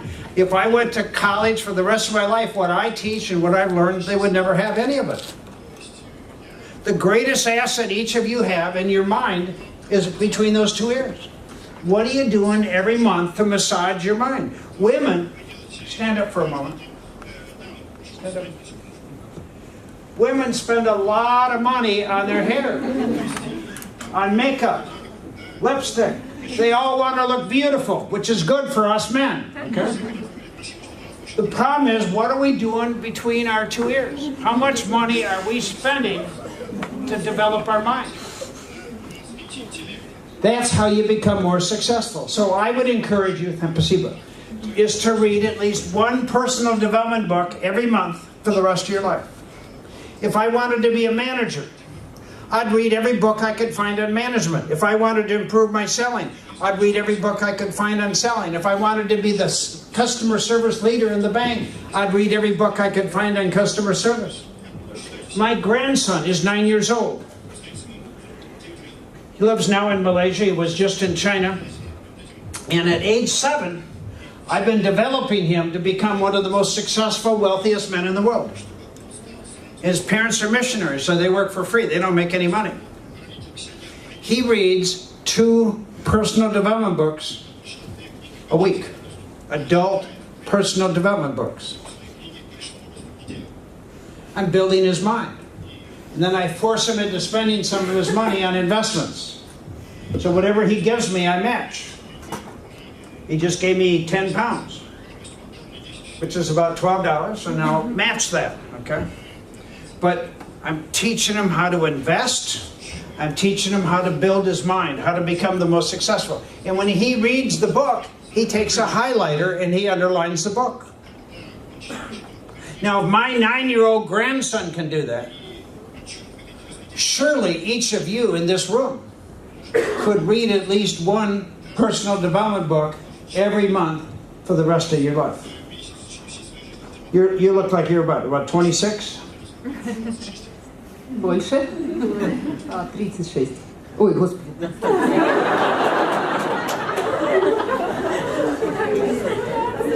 What'd she say, Roman? 18. No, 18. So, what are you doing to build yourself? We can't wait for the bank to develop you. If your goal is to make more money, to be more successful, to get promoted, when you get promoted, you always make more money. Am I correct? Yes! How many here want to get promoted? Look at all the hands go up. So to do that, you get promoted only if you're exceptional, if you're indispensable. So you got to push yourself, because most of the other people are sitting on their butt. See, in your bank, you got 26,000 people. It's really easy to move up. There's so many huge opportunities, and I wouldn't be surprised that the vast majority of people don't give a damn. They're happy, they're content. The point is, are you content with your life? Or do you want more? Would you like a bigger house, a bigger car, more vacations, more money for your kids? More boyfriends, more girlfriends, okay? Money allows you lots of things. I take a vacation every month and have for the last 30 years. I work hard, but I play hard, okay? What are you doing to grow yourself, to develop yourself? There's unlimited opportunity for each of you in this room. The question is, do you believe enough in yourself?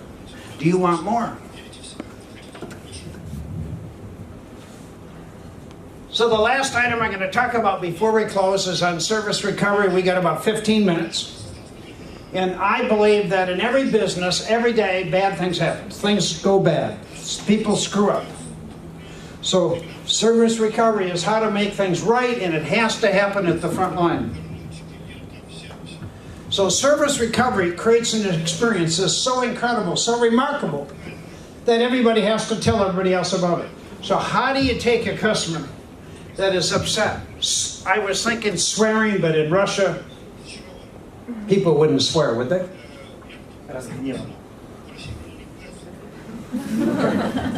So how do we take a guy that is really upset with us and in 60 seconds flip him or her so that they think they're dealing with the greatest company in the world? Would you like to know how to do that?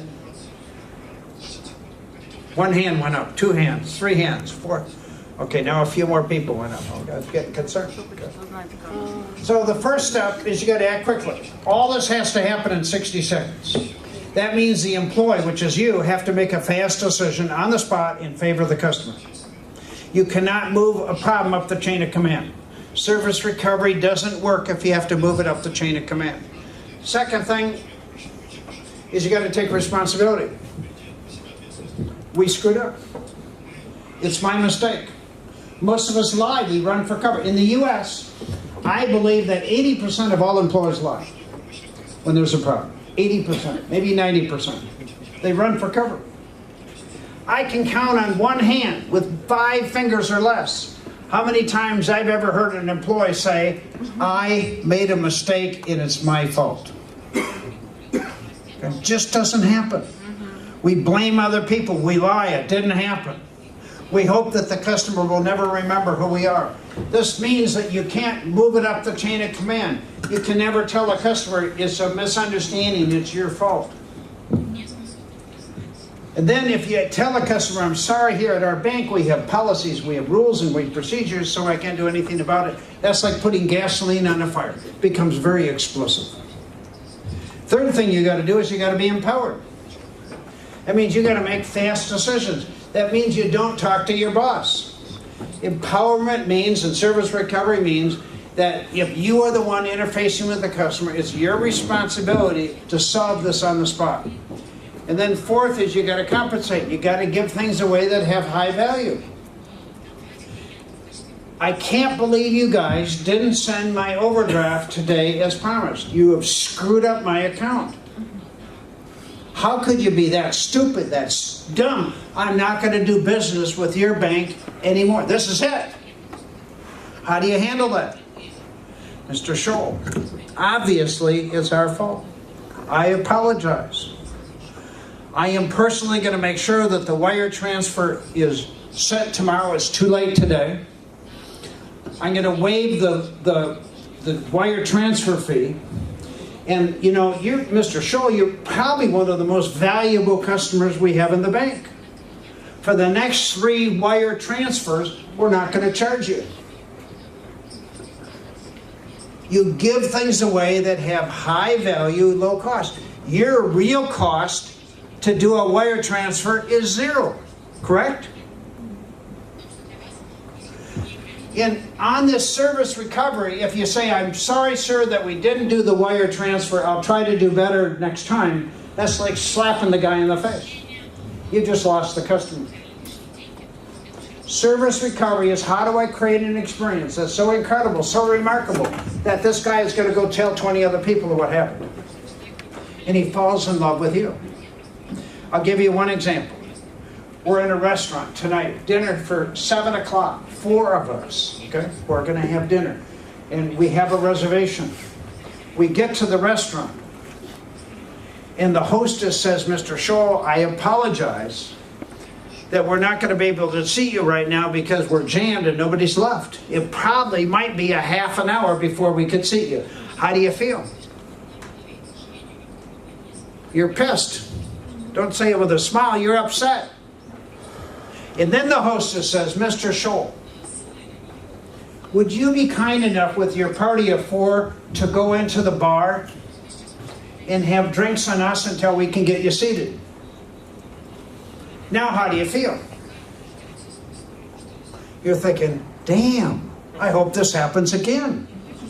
You're sitting in the bar, somebody's having a Coke, somebody might have a beer, somebody's got a glass of wine. And you're thinking, man, this is really cool. Now, let's look at common sense. The cost of a drink, whether it be a Coke or a beer, is at most $1. Let's assume each of the 4 people had 1 drink. That's $2. $2 times 4 is $8. We're talking dollars, not rubles now. If I gave each of those 4 people $2 and said, I want you to go out and tell 20 of your friends how great we are at our restaurant, how many of them would do that? About 0. But now for $2 a person, 2 things happen. I got 4 people to fall in love with my restaurant, and they probably each told 20 to 50 people. Some, like Roman, he's got 5,000 people that follow him on his Facebook page. Knowing Roman, he'd be taking pictures, he'd be talking about it, and 5,000 people would hear about it for $2. That's called service recovery. So there are things in your bank where people make mistakes. What are you going to do for service recovery to make the customer whole? So what do you sell or provide as services that has very high value, low cost? Be generous. So let me just hear.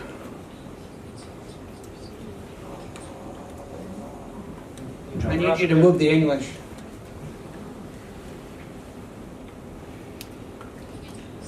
Okay, we'll go back here. So what, let's go back, no, Roman, go back. This one. So what's the real cost of losing customers? 68% of your customers. It takes place because the customer feels poorly treated. It's feelings. The name of my original program in January 1980 was called Feelings. Why? Because people make an emotional decision. They don't sit down and think, I think I just got screwed. No, it's an emotional attitude. And then 95% of people who've had a bad experience do not complain. They just take their money and go elsewhere. My wife will never complain. In fact, when we go out for dinner, she says, can we just have dinner? But she'll never complain. She doesn't go back. But she'll never tell anybody. I'll tell everybody. 13% tell 20 other people. People like myself might tell 1,000. Roman will tell 5,000. Costs 5 times more money to buy new customers than retain existing ones. And a 1% customer service problems could generate an extra $2 million in profits for a little company over 5 years. So one of the things we need to do is to learn how to handle irate customers. You got to listen carefully. You got to put yourself in the customer's place. You got to ask questions that address their concerns. Suggest alternatives that address their concerns. Apologize without blaming.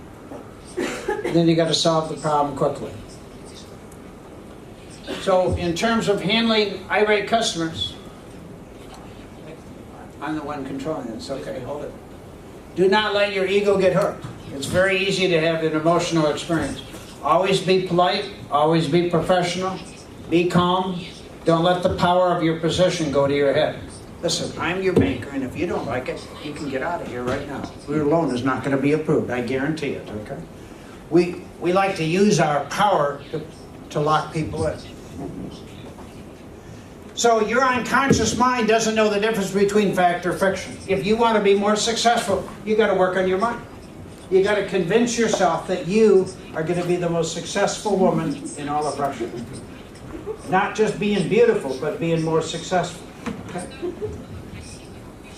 So I've gone through this stuff for years, so I tend to believe it. I've written books on this stuff.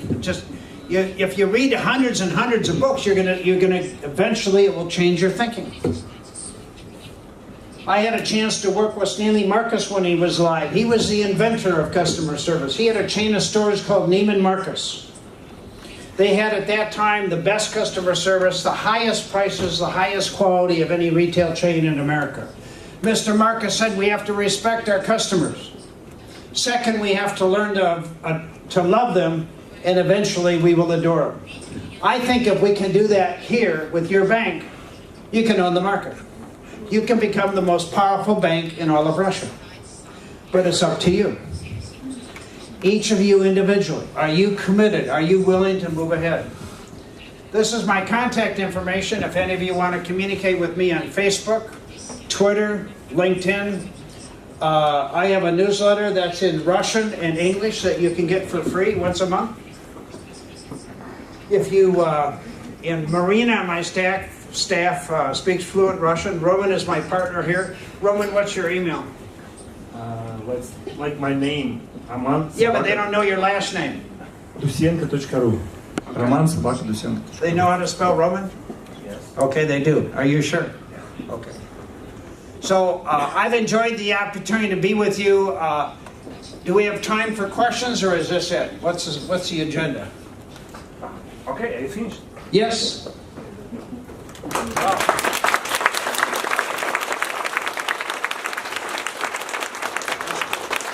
Друзья, смотрите, у нас есть еще прям замечательных несколько 30 минут, имеется 30 минут.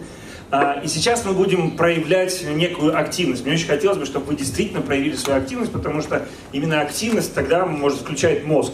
Кто-нибудь был из вас на Тони Роббинсе? Нет? Никто? Но кто-нибудь видел видео хоть раз Тони Роббинса? Да. Помните, да, что он делает все время? Скажите «да», поднимите руку. Вам понятно, что мы сейчас будем делать? Да, нет, да, вот, другое дело, да. Окей, самый первый принцип. У нас есть несколько книг.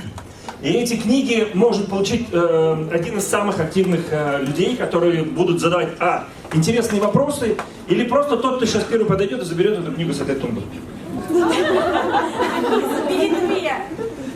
Вы потом подпишите ее. Итак, поехали. Вопросы. Думайте самые интересные вопросы, в результате получите книгу. Джон, пожалуйста, когда тебе будут задать вопросы, выбери тех, я понимаю, что ты будешь выбирать самых красивых девушек, но выбери, пожалуйста, самые умные вопросы. Окей?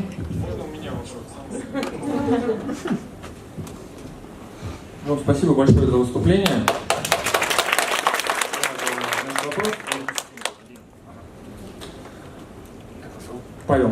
Павел, блок клиентского сервиса. Вот такой вопрос. Мы в ноябре утвердили с руководством банка, вот как вы нам только что рассказывали, полномочия сотрудников фронт-линии. Вот, полномочия будут в сумме, скажем так, $15. Вот, на местах смогут возвращать технический овердрафт в сумме не больше $15. Вот с вашей точки зрения, это большая сумма или маленькая? И какие полномочия у сотрудников Озона, про который вот вы так рассказывали подробно? Амазона, про который вы рассказывали. Вот. Спасибо. I think $15 is too low. At Amazon, I don't know if anybody at Amazon say no to anything. They know that their job is to take care of a customer. So when you have a limit of, if the Ritz-Carlton, they have a limit of $2,000. Now $2,000 might be too rich for your bank. So maybe you put on $500 or $300, okay? But $15 is too low. What is your typical overdraft fee?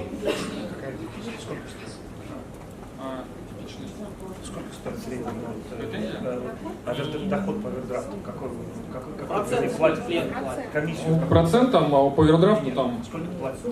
Вот овердрафт фи. Сколько платит клиент за пользование? An overdraft fee means you don't have enough money in your checking account. Средняя сумма овердрафта там 300 рублей. Сколько доход составляет одного клиента? Наверное, эти 300 рублей составляют. What's 300 rubles worth? It's a fee. How much is $300 rubles? $3? That's cheap. I think I'll move to Russia. I mean, my bank will charge me $35, which is a lot. So maybe you start at 15. I'd say to start at 50. You know, if you look at your advertising and marketing budget, it's a lot. You have a customer in front of you. Готовьте вопросы, пока думайте. Вот, коллеги, пользуясь случаем, мы с вами до конца года как раз на фронте и в контактном центре будем эти полномочия активно использовать. И вот, не просто их, чтобы они у нас есть, и мы их не используем, а будем их активно использовать, и вам будем их помогать это делать. Вот, до конца года всем сделаем полномочия. Коллеги, вопрос. Сейчас, одну секунду, да.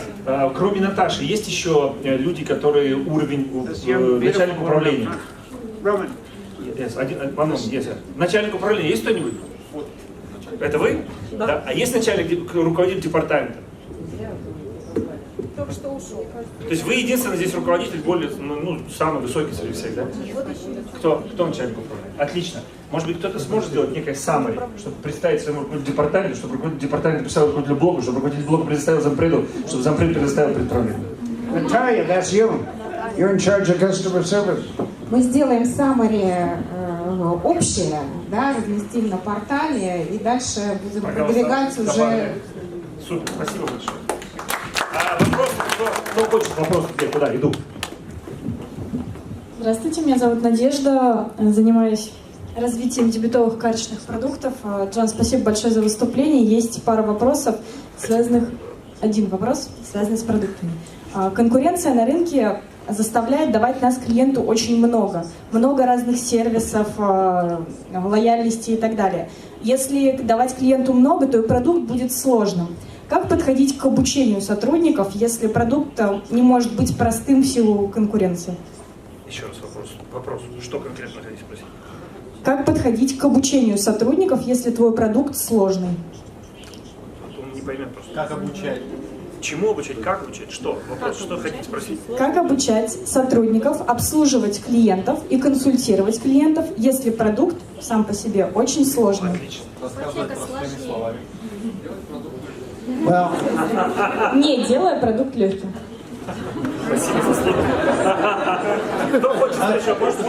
I'll give you an example. Last night, I needed to extend my stay by one more night at the Hotel Ukraine. So I called the hotel, and they gave me a young lady on the 11th floor where I am. And I said, I don't know how to get into my account or anything. I just want to use some points to have one more night. She said, well, go to clubrewards.com, which I did. And I said, you know, I don't know what my password is. And so I reset the password. And then she said, you know, she knew my account number. And she said, what's your password? Which I gave her, because I don't have any secrets. So she went in, and I said, you just handle it. So she extended my stay by one more night using my points. And then I get an email that I read in the morning that said, your stay was extended by one more night. And then when I saw her this morning, she said, Mr. Tschohl, I got your reward thing taken care of. That was empowerment. She just handled it. I don't think this is not my bank account. It was for loyalty. But she did a really good job. So your people have to make fast decisions in your department in favor of the customer. So if the customer says it's too complicated, which it was for me last night, the employee just did it for me. Okay. Здравствуйте, спасибо за выступление. Хотел бы у вас спросить несколько вопросов. Первый вопрос. Возможно, была какая-то практика по выявлению клиентоориентированности сотрудников при проведении собеседования и принятии их на работу? Это первый вопрос. То есть, может... Очень много людей. Хорошо, давайте тогда это будет вопрос. Как проверить? Well, let me give you several ideas. At Metro Bank, and they did the same thing at Commerce Bank, if in the initial interview the employee doesn't smile, there's no second interview. Now in Russia there may be no interviews for anybody because nobody smiles. But if you're trying to develop customer-friendly people, you know, you're looking for that warmth, you're looking for that caring attitude, and a smile is one of the first ingredients. The second thing is you need a variety of people doing the interviews. So you don't just have one person doing the interview. Because to me, I can get chondro easy, but I have other people that can read through the body language. I think when people are applying for a job, a huge percentage lies. Now maybe that's only in the United States. So you're asking lots of questions. What you don't do is say, I'm looking for somebody really committed to customer service. Oh, that's me. I love customers. You know, so you're got to be asking questions that's getting the person to percolate themselves to find out how they handle customers, what their attitude is with customers, without telling them what you want. So you ask questions and you listen and you take notes. Very key. There's a good book called Why Google Works by Eric Schmidt, one of the founders. It's a really good book. Как работает Google? Книжка называется такая белая. Как работает Google? I assume the book's in Russian, I don't know, but it's really good. Есть на русском. More questions? Следующий вопрос, кто, коллеги? Джон, спасибо большое за живой такой семинар. У меня вопрос. Вот вы сам как клиент, поэтому все ваши рекомендации идут от личного опыта.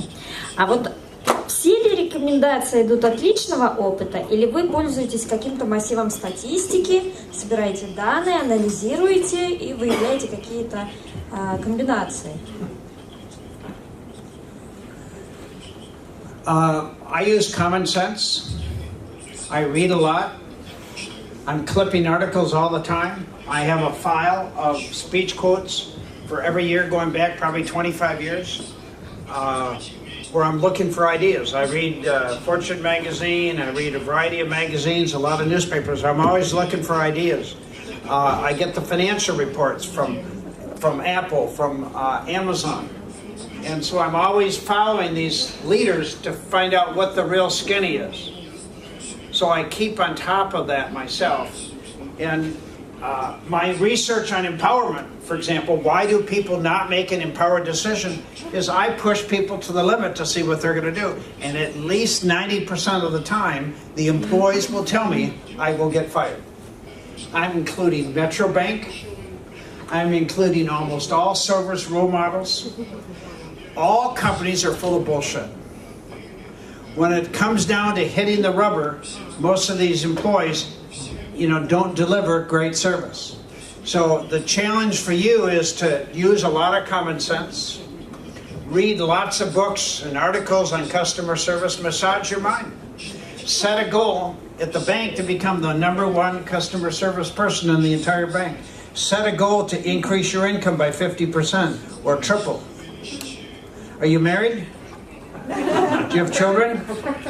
How many? 1. So, У меня все впереди.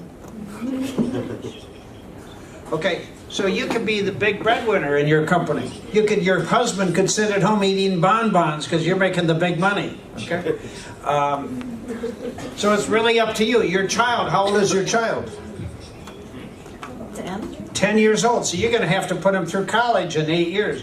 Does Russia give you a free education? No? Yes or no? And you send your kids to Harvard for free? So you might want to be saving money to put your kids through college. Maybe you want a bigger house, nicer car, more vacations. Maybe you want to go to Nice, or maybe you want to go to Las Vegas.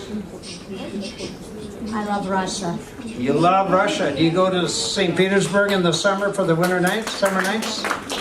Okay. So you want to identify. See, we all have to have goals. And then you want to focus on your goals, but you got to push yourself.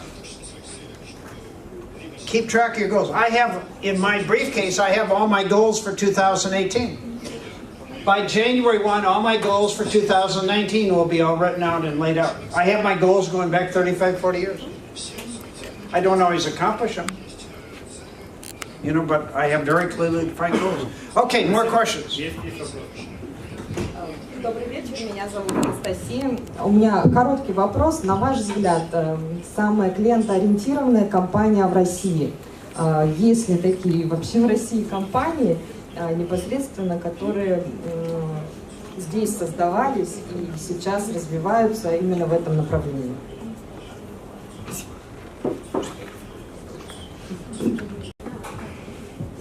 Number 1. Number 2, we're working with PEC. We just started a contract with them, and my goal, they got 10,000 employees, is to make them the most customer-driven company in all of Russia. So soon we will have one. It's going to take us a year or two because they got a lot of obstacles and we got a lot of people to educate and train. Any more questions? Yes. Thank you, John. Подскажите, пожалуйста, вы говорили, что каждые 4 месяца нужно анализировать свой коллектив и обновлять кровь. Да, соответственно, вот если мы выявили неэффективного сотрудника, однако у него в коллективе были хорошие отношения, как, избавившись от этого неэффективного работника, мы дальше мотивируем сотрудников на клиентоориентированный сервис, чтобы они продолжали также взаимодействовать качественно, улыбаться клиентам, но при этом, учитывая, что есть нюанс, что мы все-таки часть из их коллектива убрали, да, которые межличностные отношения были хорошие.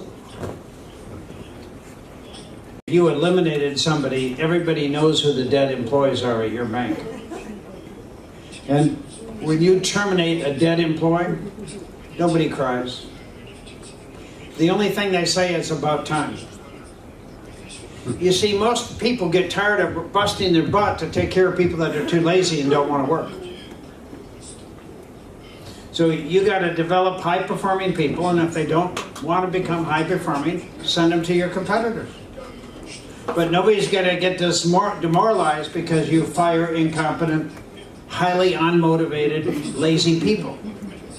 Secondly, I talked to Natalia at lunch, and we have programs that are in Russia that you could use, such as empowerment, remember me, feelings, that are very effective at changing behaviors and teaching everybody the art of customer service. So hopefully Roman will be very successful in working with Natalia and helping get her involved when the bank wants to use some of our products. Because one of the things we do is we develop people. The only thing that prevents any of you from increasing your income are self-imposed limitations. And you could go to any school you want for the rest of your life in Russia. And there's going to be no school that's going to teach you the art of customer service. None. So this bank, if you want everybody here, 26,000 people, to be more successful, it's your responsibility to help them develop. Now, it's also your responsibility to take the ideas and run with it and absorb the ideas. So we have some people that will go through our training programs and they don't give a damn.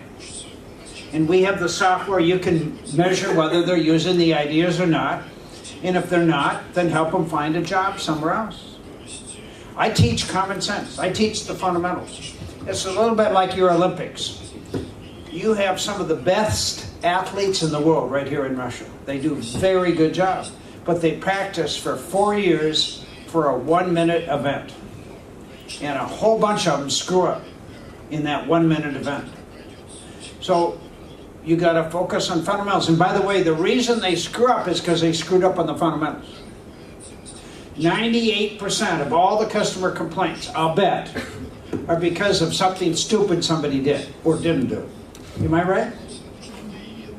It wasn't they tried to go to the bank at 3 o'clock in the morning and it wasn't open. That's not what pissed off the customer. Is they were there exactly at 8 o'clock and the employee at the bank said, you're too late, you're going to have to come back tomorrow. And the guy's upset. Am I correct? Common sense. I'll give you a bank that I had. It was called Star Choice. And I had just opened an account there. And I went to the bank about 7 o'clock in the morning. I didn't know what time they opened up. And I'm in the parking lot in my little convertible, and an employee drives up, and I get out of my car, and I say, what time does the bank open up? The employee said, Mr. Tschohl. I thought, ooh, that's pretty good. She said, the drive-in opens at 7:30, the bank opens at 9. If you'll just wait a minute, I'll go into the bank and open up the bank, and you can come in. I said, damn, this is pretty good. So she did. I went in, and the vice president came in later, and he poured me a cup of coffee. The president came in later. He refilled my cup of coffee. I thought this is pretty good. I told about how great the employee was. You see, we think everybody's going to steal. Everybody's going to rob you. If you treat every customer like royalty, they give you a lot of money.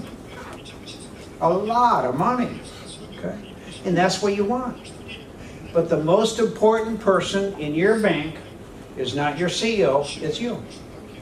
And if you do a really good job, you can make more money, you can be more successful, and you can rise to the top. The beauty of Russia is that there are no limitations. You have a country where there are more opportunities in Russia than almost any other country in the world. So it's up to you. More questions? What? Коллеги, добрый вечер. Джон, спасибо большое за выступление. В начале вашего рассказа вы говорили о том, что у нас слишком много работает людей, в том числе в компании, правильно? Correct. Но на Амазоне вам звонят через 2 секунды после вашего сообщения. За счет чего они это делают? Они вам перезванивают через 2 минуты. Как? Таких клиентов очень много. За 2 секунды. За счет чего они это делают? У них маленький штат, но тем не менее сервис. И это звонят живые люди. Well, it's a good question. They have 566,000 employees. They add probably 10, 20,000 employees a month. But they're growing like this, okay? And they staff themselves to handle these kind of calls. So again, if I was to call Amazon right now, I will be talking to a live person within 30 seconds. And they use technology to improve the customer experience. So they're going to record, they're going to know it's me from my phone. They use technology to do that.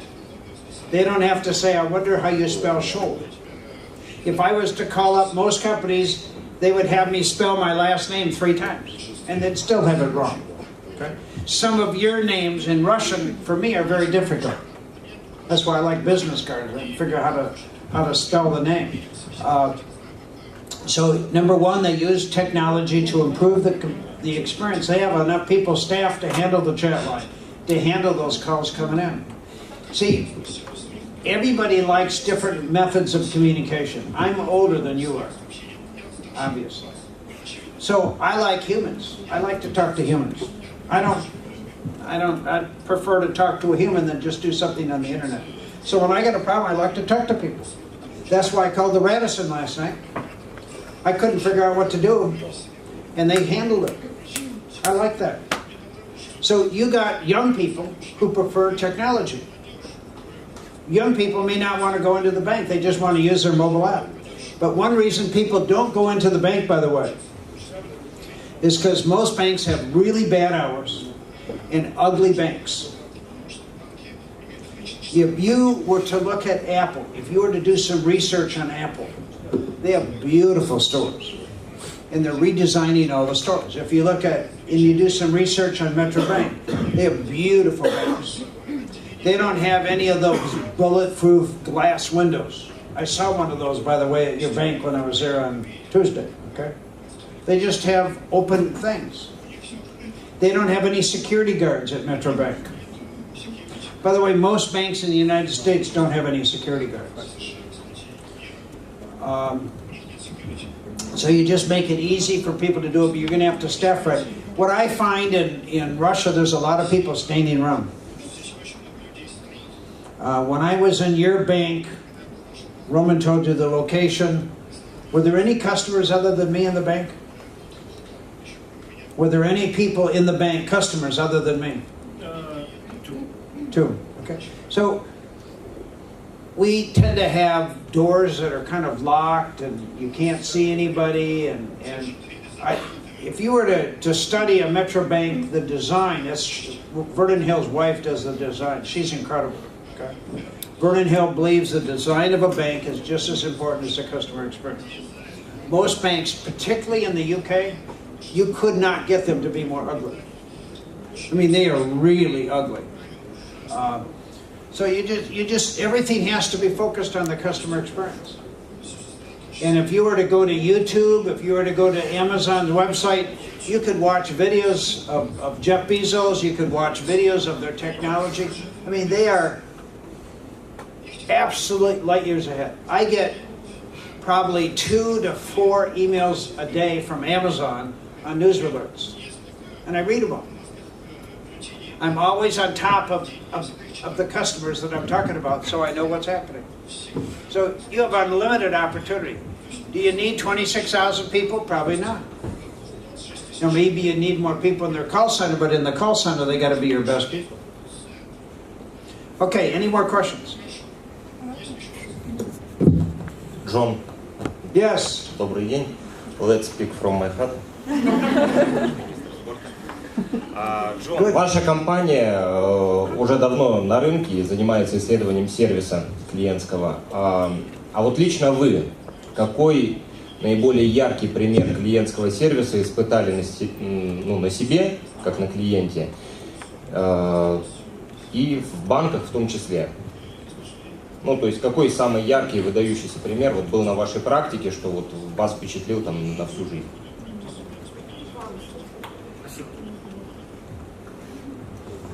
Well, I like that incident at Star Choice when I was a brand new customer and the employee said, Mr. Tschohl, used my name. I thought, well, who would know who I am? And then she says, let me go into the bank and I'll open up the door for you. I thought that still was incredible.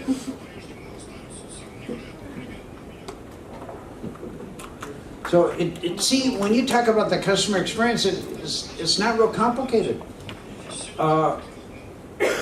You people love an incredible customer experience. That's how they fall in love. But we're rule-driven. We're process-driven. I'm sorry, sir, I can't open up the bank before 8 o'clock because we have rules and we have policies. And besides, you might rob the bank, and then I'm going to be held responsible.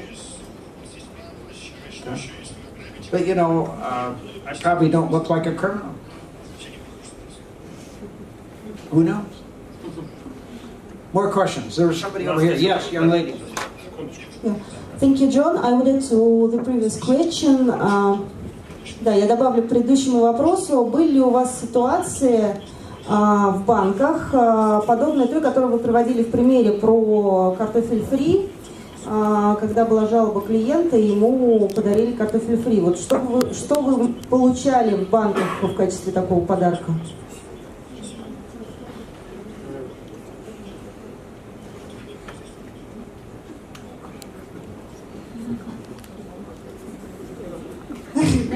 Может быть, вы можете придумать что-то на ходу?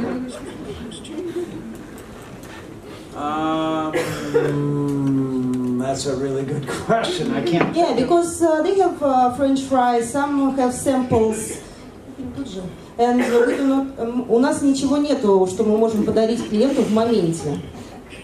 Ручка подойдет? Кружка? Well, you can waive some fees. Speed is pretty important in a bank. I love speed.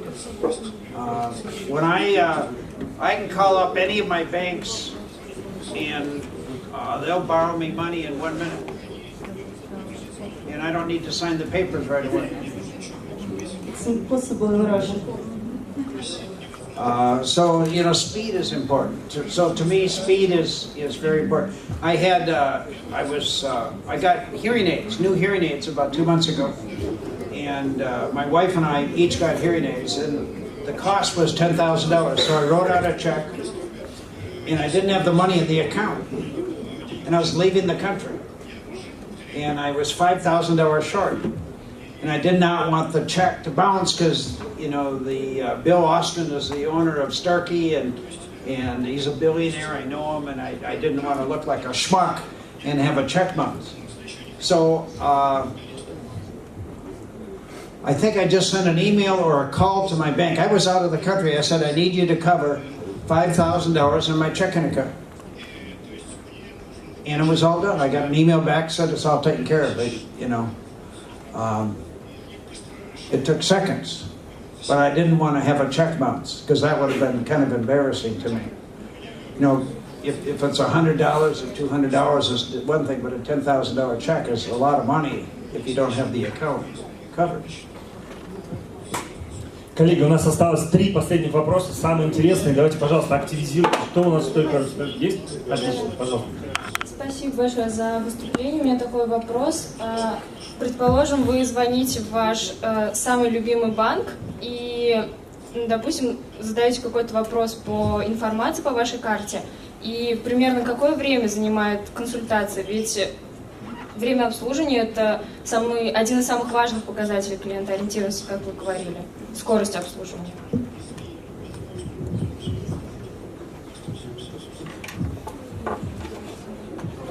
Well, let's try.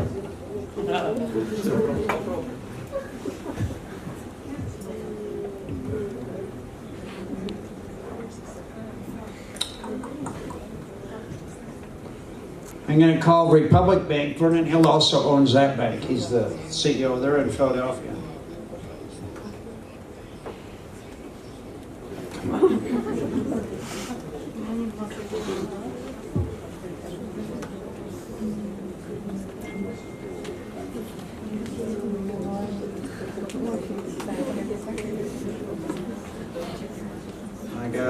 My phone is screwed up here, so hang on a second. You've been really good for me in your translation, so I appreciate it. Let's give the translators a round of applause.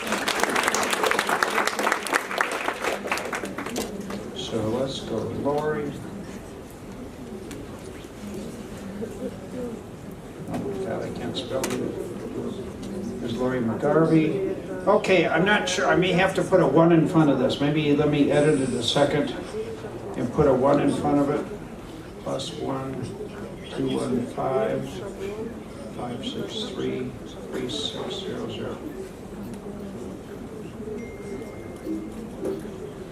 Okay, let's call one of my banks.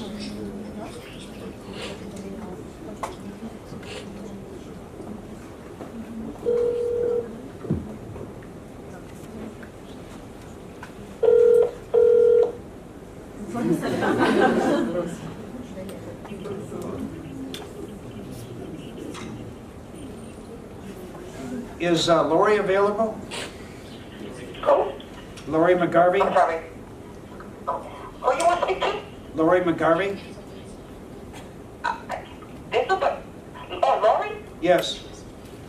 She doesn't come. Let me double check something. Let me see. Double check again. Yeah, she will come into 11:45.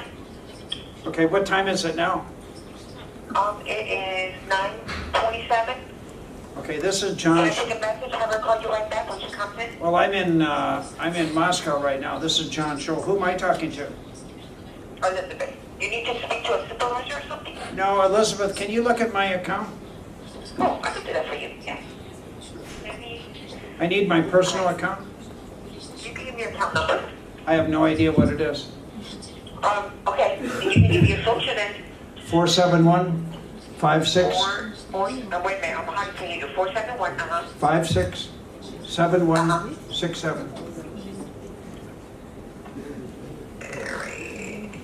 Have I ever talked to you before, Elizabeth? No, but I can try to help you. You want your balance on your account? Yeah, what is the balance on that account? Give me a second. What's your name again? You said your name is John Tschohl. Okay.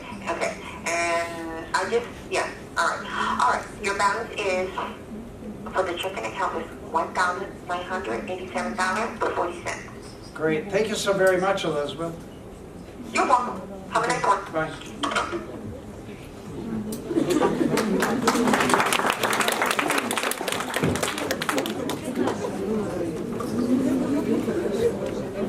Коллеги, вопрос следующий, давайте быстрее. Вот у нас здесь есть вопрос.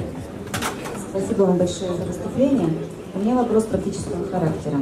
Вы говорили, когда о программе лояльности, о делегировании, говорили о том, что подарок клиенту, который получается сразу же и очень быстро, он предназначен только для клиента.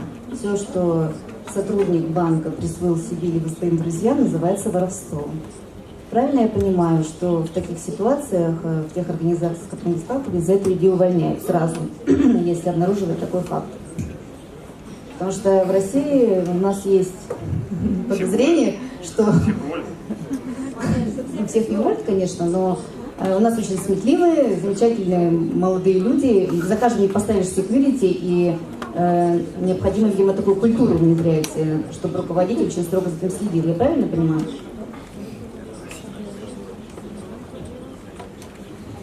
Well, you need to trust your customers, and you have to trust your employees.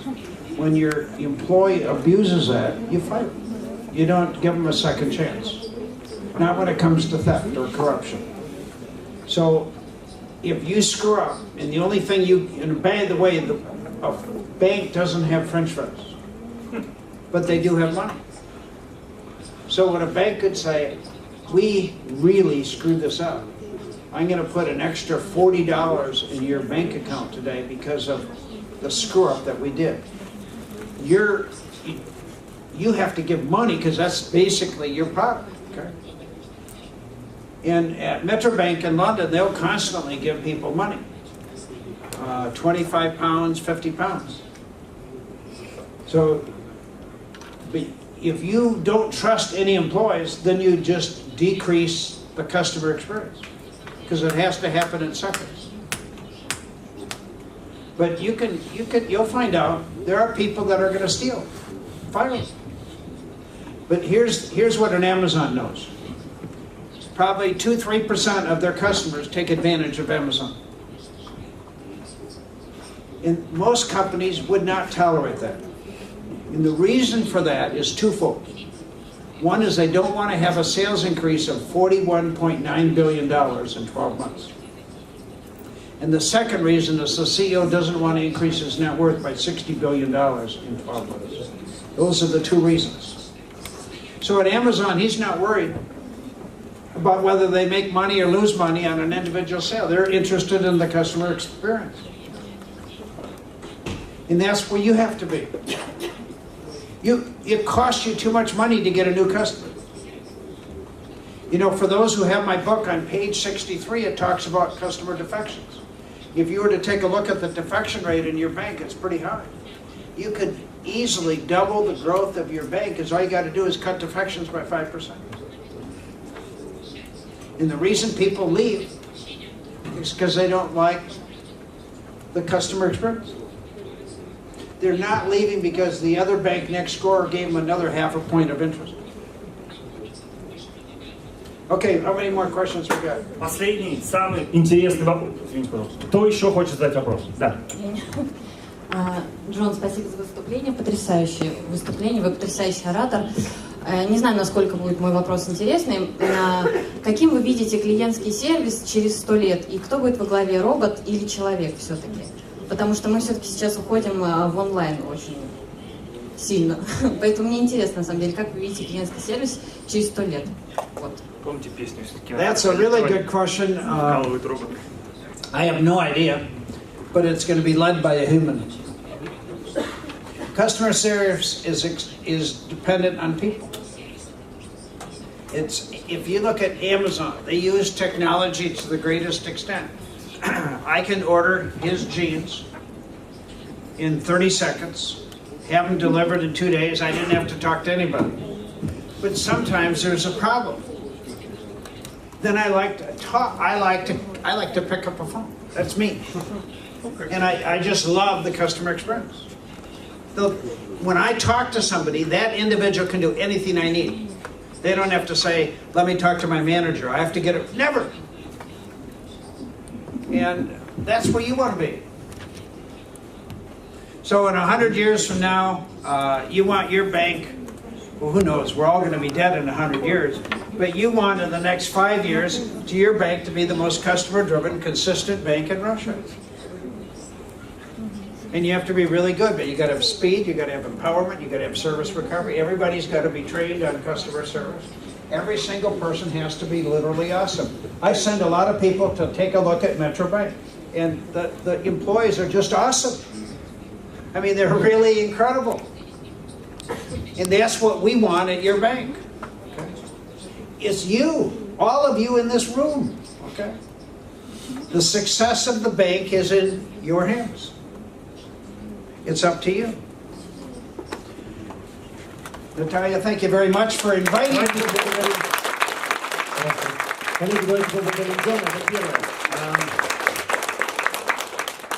Несколько вопросов, которые бы мне хотелось задать, прежде чем мы начнем раздавать книги. Итак, кто самый главный человек, который отвечает за сервис в вашем банке? Мы, конечно. Что в первую очередь должен делать я для самого себя? Развиваться. Как я могу развиваться прямо сейчас? Книжку получить, правильно. Джон, пожалуйста, давай выберем несколько книг, которые мы подарим самым интересным авторам, которые задали вопрос. И эта книга уходит кому? Мне. You want me to ask? Oh my God. You know, the best response I had was on that one with fear, and I'd give it to this young man here, because he came the closest. Эта книга уходит к какому вопросу? What was the question? Какому вопросу, автору какому вопросу мы подарим эту книгу?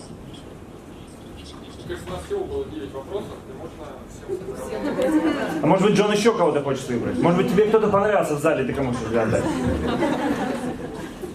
Well, how about the guy that talked about French fries?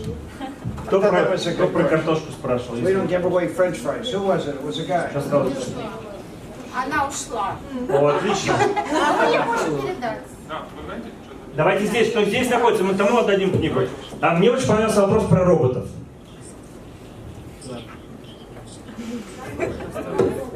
Which one? Last one. Okay, go ahead. Thank you.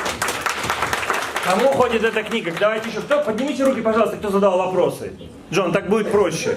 Да, выбери. Можете встать даже. Давайте, Миша, у нас осталась одна книга, Михаил Михайлович подарим. Нет, А, есть книга, да? Вот у нас. Раз. Тогда всем вручим, да? Джон? Да. Всем? Да. И с этой стороны, сколько у нас там? Три книги. Да, у нас всем тогда не хватит.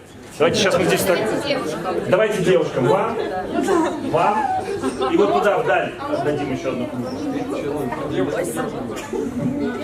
Вот у нас там девушка, вот здесь у нас слишком много. Она стоит-то всего 1000 рублей. Окей, кто-нибудь что-нибудь хочет сказать? Добрые слова, Джон. Наташа. Спасибо. Джон, огромное спасибо за то удовольствие, которое, наверное, весь зал получил. Я уверена, что каждый человек, который здесь присутствует, выйдет сейчас из этого зала воодушевленные идеями клиентского сервиса. Те люди, которые работают непосредственно на фронте, в контактном центре, непосредственно взаимодействуют с клиентами, они накачанные, воодушевленные той энергией, которую вы им подарили, начиная с завтрашнего дня будут прекрасно обслуживать клиентов, улыбаться и развивать себя. И, наверное, те люди, которые здесь присутствуют из головного офиса и непосредственно не взаимодействуют с клиентами, выйдут отсюда с пониманием того, что каждый день то, что они делают, направлено именно на удовлетворение клиента. Не для того, чтобы отработать день с 9 утра до 6 вечера и получить за это то вознаграждение, которое причитается, а все действия, которые вы делаете, они направлены на клиента. А клиент, собственно, приносит нам те деньги, которые мы с вами зарабатываем. Вот я уверена, что все, кто здесь присутствует, с этими мыслями сейчас отсюда выйдут и обновленные пойдут на свои рабочие места. Возможно, уже не сегодня, а завтра. Джон, спасибо вам огромное за это. Коллеги, спасибо. Да, еще одну минуту, пожалуйста. Джон здесь. Кто хочет сфотографироваться, пожалуйста. И было бы классно, если бы каждый из вас хоть что-нибудь написал своим коллегам, рассказал, написал пост в Фейсбуке, в Инстаграме. Сделайте хэштег Джон Шоу по-русски. И вот, пожалуйста, Джон, в вашем распоряжении здесь пока. Можно подписать книги.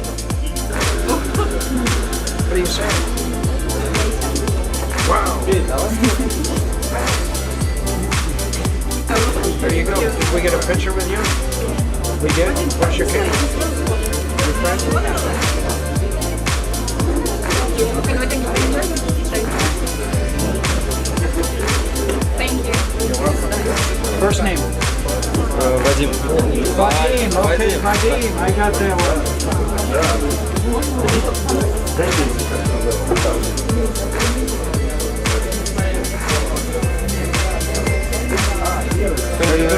You're welcome, buddy. Можно еще? Okay, we're gonna get a picture with Vadim. Okay. Thank you. Picture.